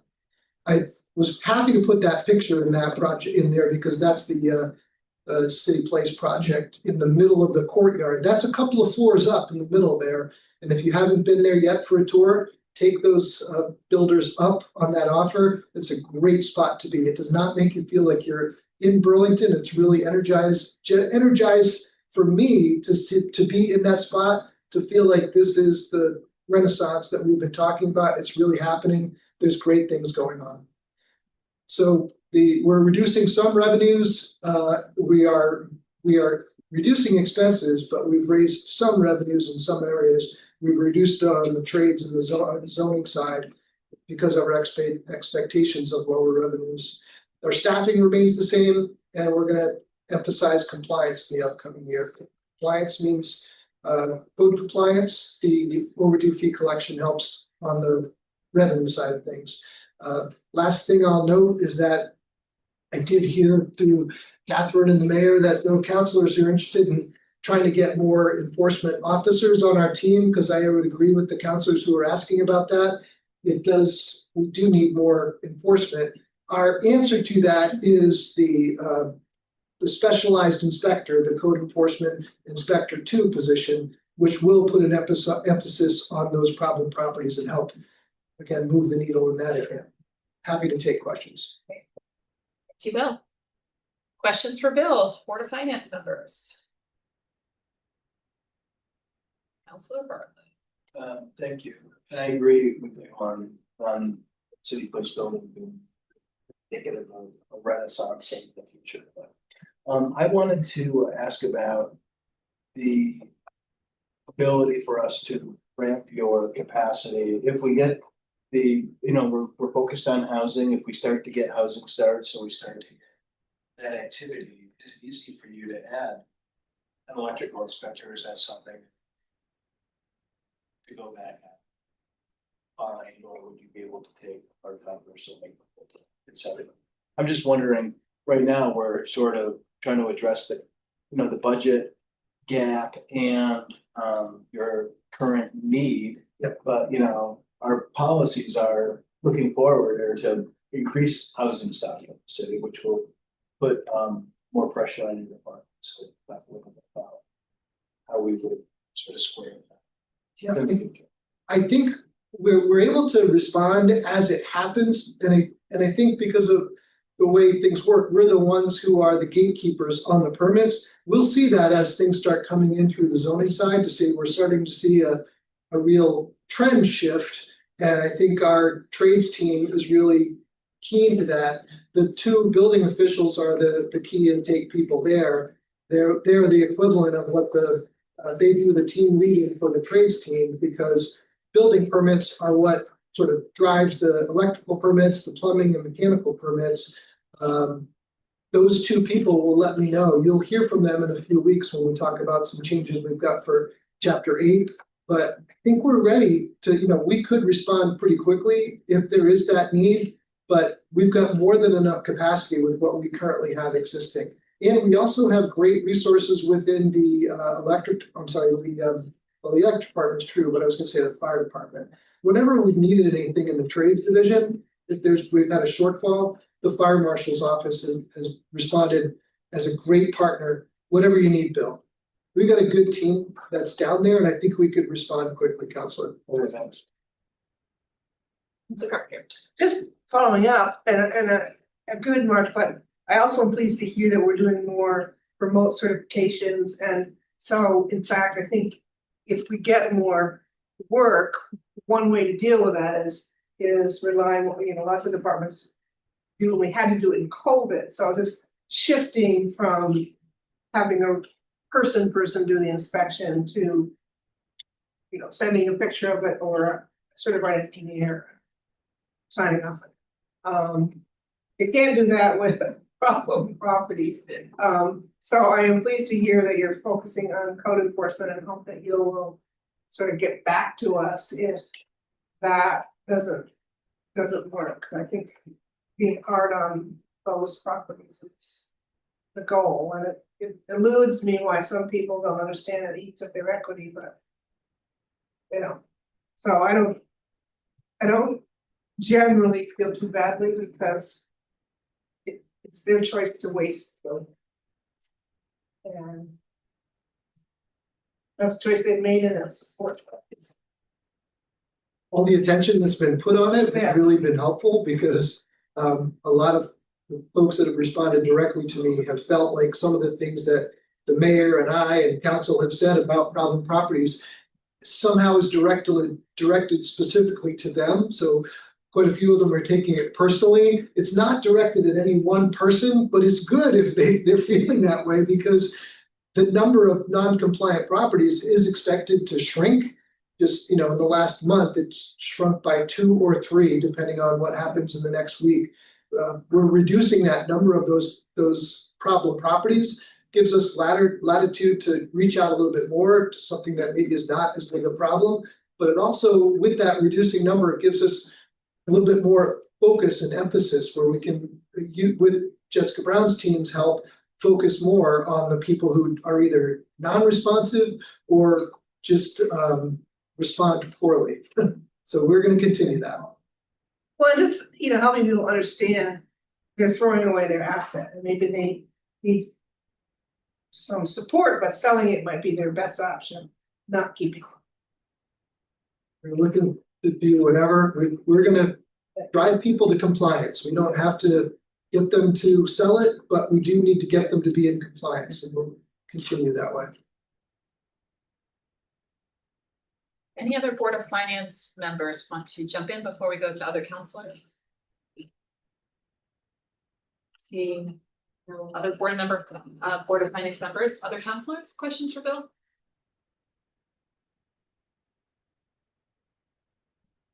All right, friends. All right, Bill, thank you, appreciate it. We are on to our final presentation of the night, everyone. Ready to hang in there, and our last presentation by our City Attorney's office.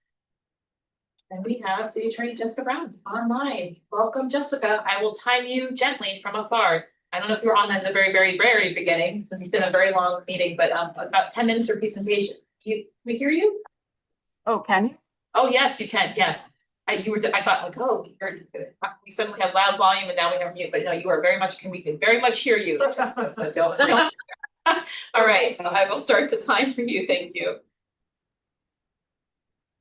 Great. Hi, good evening, everyone.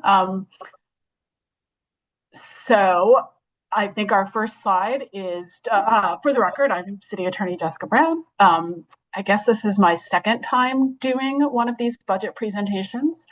And a highlight is that, well, last year at this time when I did this presentation, we had just added a couple of new members to our staff, a new attorney and a new paralegal. And we have kept our small but mighty crew intact for the past year. One of the things we did at some point last year, right around this time, I think, was, we had, when I first started, a search for a deputy city attorney. You'll see that position remains vacant and will continue to remain vacant for the next fiscal year. But we did, one sort of outcome of that search was that I recognized and felt that Eric Ramakrishnan position should be reclassified to reflect a decade of municipal law experience that he brought with him when he got hired at the city attorney's office in January 2024.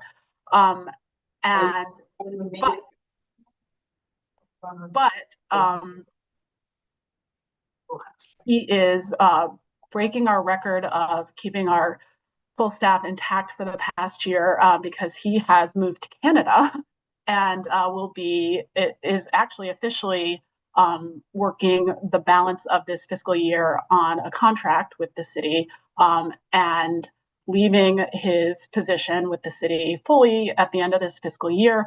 And to answer former Councillor Busher's question from Public Forum, yes, we will be hiring to fill his position. So the deputy city attorney position will remain vacant for the next fiscal year, but we will we'll post to hire an assistant city attorney to fill Eric's position. And you'll actually be hearing, the Board of Finance will actually be hearing more from me next Monday about the first steps in that process. Catherine, I think I'm ready for the next slide. Okay, so I already touched on the first highlight, which was that we have maintained our current staff for the entire year, but Eric's going to be leaving us at the end of June.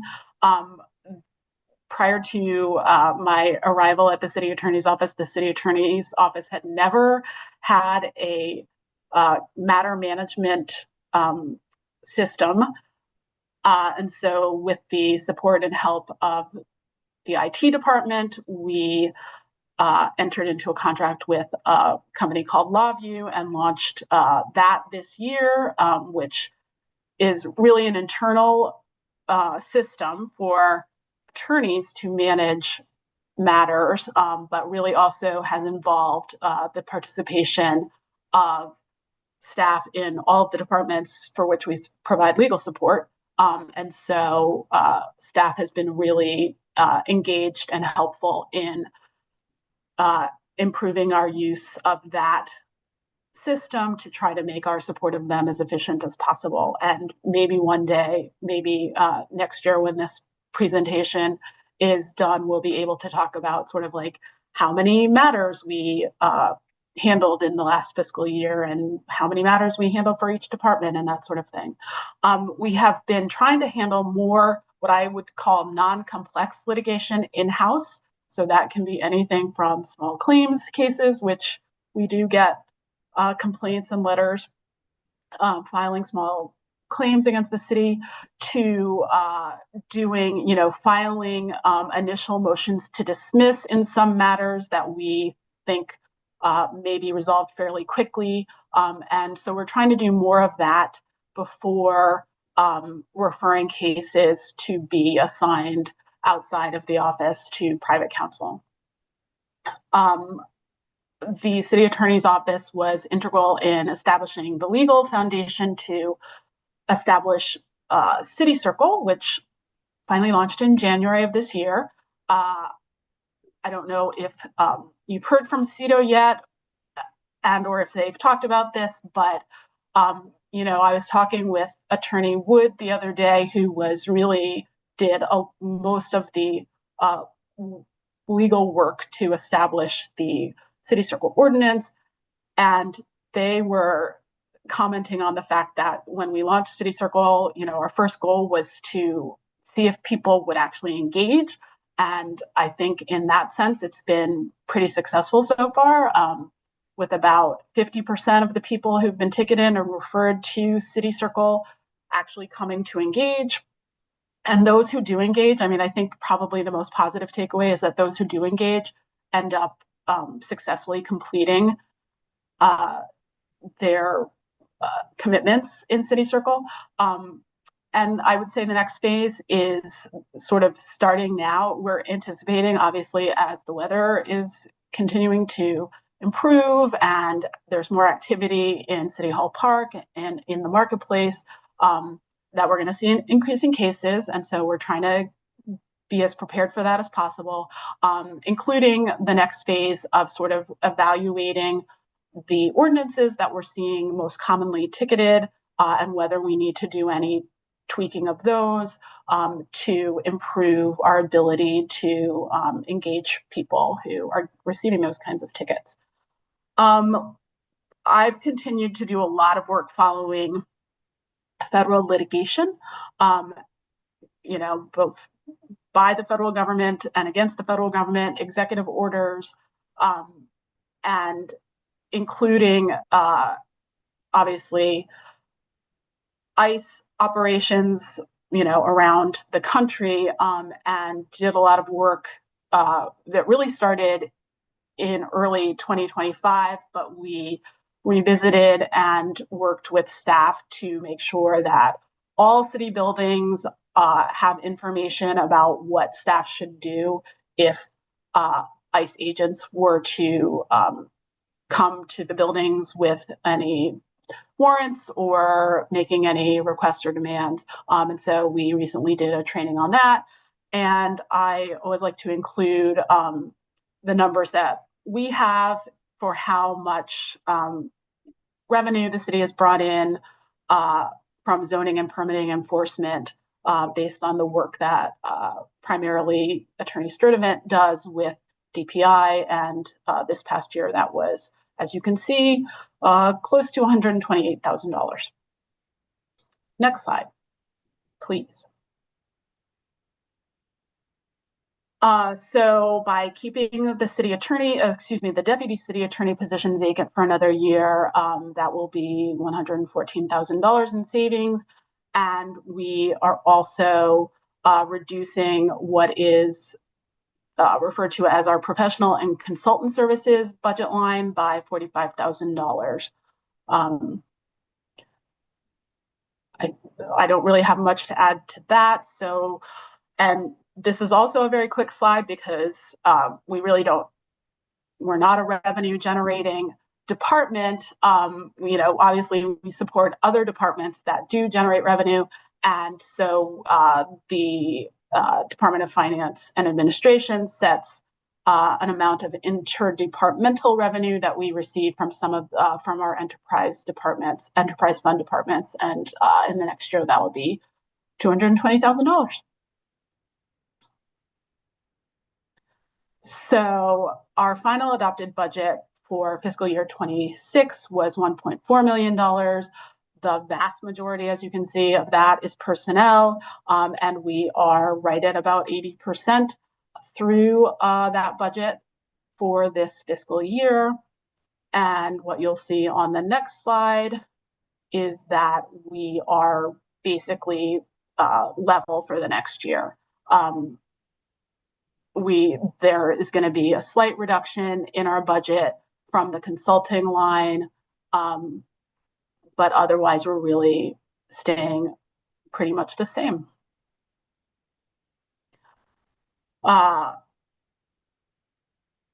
These are all points that I've already touched on. Our budget is essentially staying the same. The deputy city attorney position will remain vacant. We will hire to replace one assistant city attorney, so we will remain at a total of 8 out of 9 total positions filled in our department. And just in the coming year, I didn't really talk about any of the charter work that we did in the past year, but we are continuing to move forward with modernizing the charter. I think the next phase is going to be kind of addressing things that need to be updated or eliminated because they are antiquated. The City Circle is being funded for another year by the Attorney General's office, which is exciting news. So as I've noted, we'll continue to work with the police department and the Community Justice Center to make more improvements to the program so that we can continue to have successful outcomes. And I've mentioned that I will continue to follow federal litigation, executive orders, and memos from the federal government to continue to advise city departments, the administration, and council accordingly as any of the above are impacted by those federal decisions. So I think that now I'm up to the questions and discussion slide. Indeed. Thank you, Jessica. We'll open up to Board of Finance members first for questions for the City Attorney's Office. Councilor Barlow. Thank you. I have a question about what we'll do when Attorney Ramakrishnan is gone and while we're searching for a replacement. He brings a lot of capacity to your department, and I'm wondering if we'll be trying to contract out some of that work or just be delaying that work, and what your thoughts are on that. So as I mentioned, I'm going to be back in front of the Board of Finance next week because, not to get too in the weeds tonight, but because we reclassified his position last year, the first step to being able to hire or post to hire is to reclassify that position from the director tier that it's at, or grade, I should say, that it's at, to a starting assistant city attorney grade. And I hope for that process to happen over the next 2 weeks with Board of Finance on the 11th and City Council on the 18th, after which we can go ahead and post for the assistant city attorney position. So I think realistically that we will have a period of time, a gap between when Eric finishes with us at the end of June and when we have a new hire in place, although, we'll have a little bit over a month lead when we get the post up before Eric leaves. But again, realistically, I don't anticipate that we will get the post up, by the end of May and have someone starting before Eric actually leaves. So I think we'll have a gap.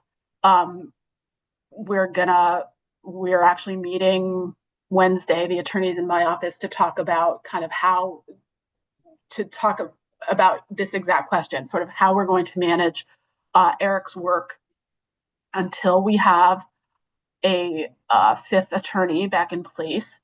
And I'll also add that, you know, for example, Eric does a lot of work with DPW and water resources in particular, and they are an enterprise fund and can have already, I think, talked about continuing to contract with Eric directly after he officially leaves his position with the city on projects that he has already been working on. So that's one way. And then certainly if there was a complex project that needed, you know, that we couldn't sort of slow down or manage, like needed immediate continued attention and couldn't really be delayed until a fifth attorney is in place, we could certainly look into contracting out with private counsel. Okay, thank you. Councilor Barlow, other questions from Board of Finance? Yes, of course I am. We'll open it up to other councilors then.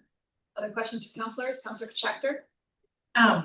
I've asked this question a couple times with a couple of different departments, but with the position you're proposing holding vacant for another year, the deputy city attorney, and as you're keeping more in-house and all of that, do you anticipate that impacting, like having a challenging impact on your work streams or anything like that? I mean, I think our work streams are already pretty challenging. So with that said, you know, at its most challenging in recent memory, this was pre me starting, they were down to 3 attorneys in the office, 3 assistants, or Kim, Haley, and Eric, who had basically just started. And I think maybe before they got Eric, they were down to 3 with a different third attorney. So it's been worse. But you know, that doesn't mean that we want it, you know, my hope is that we won't be at 4 for very long, depending on, you know, the level of experience that we are able to find in, I hope, you know, a strong pool of candidates. You know, we'll be back to 5 pretty quickly, and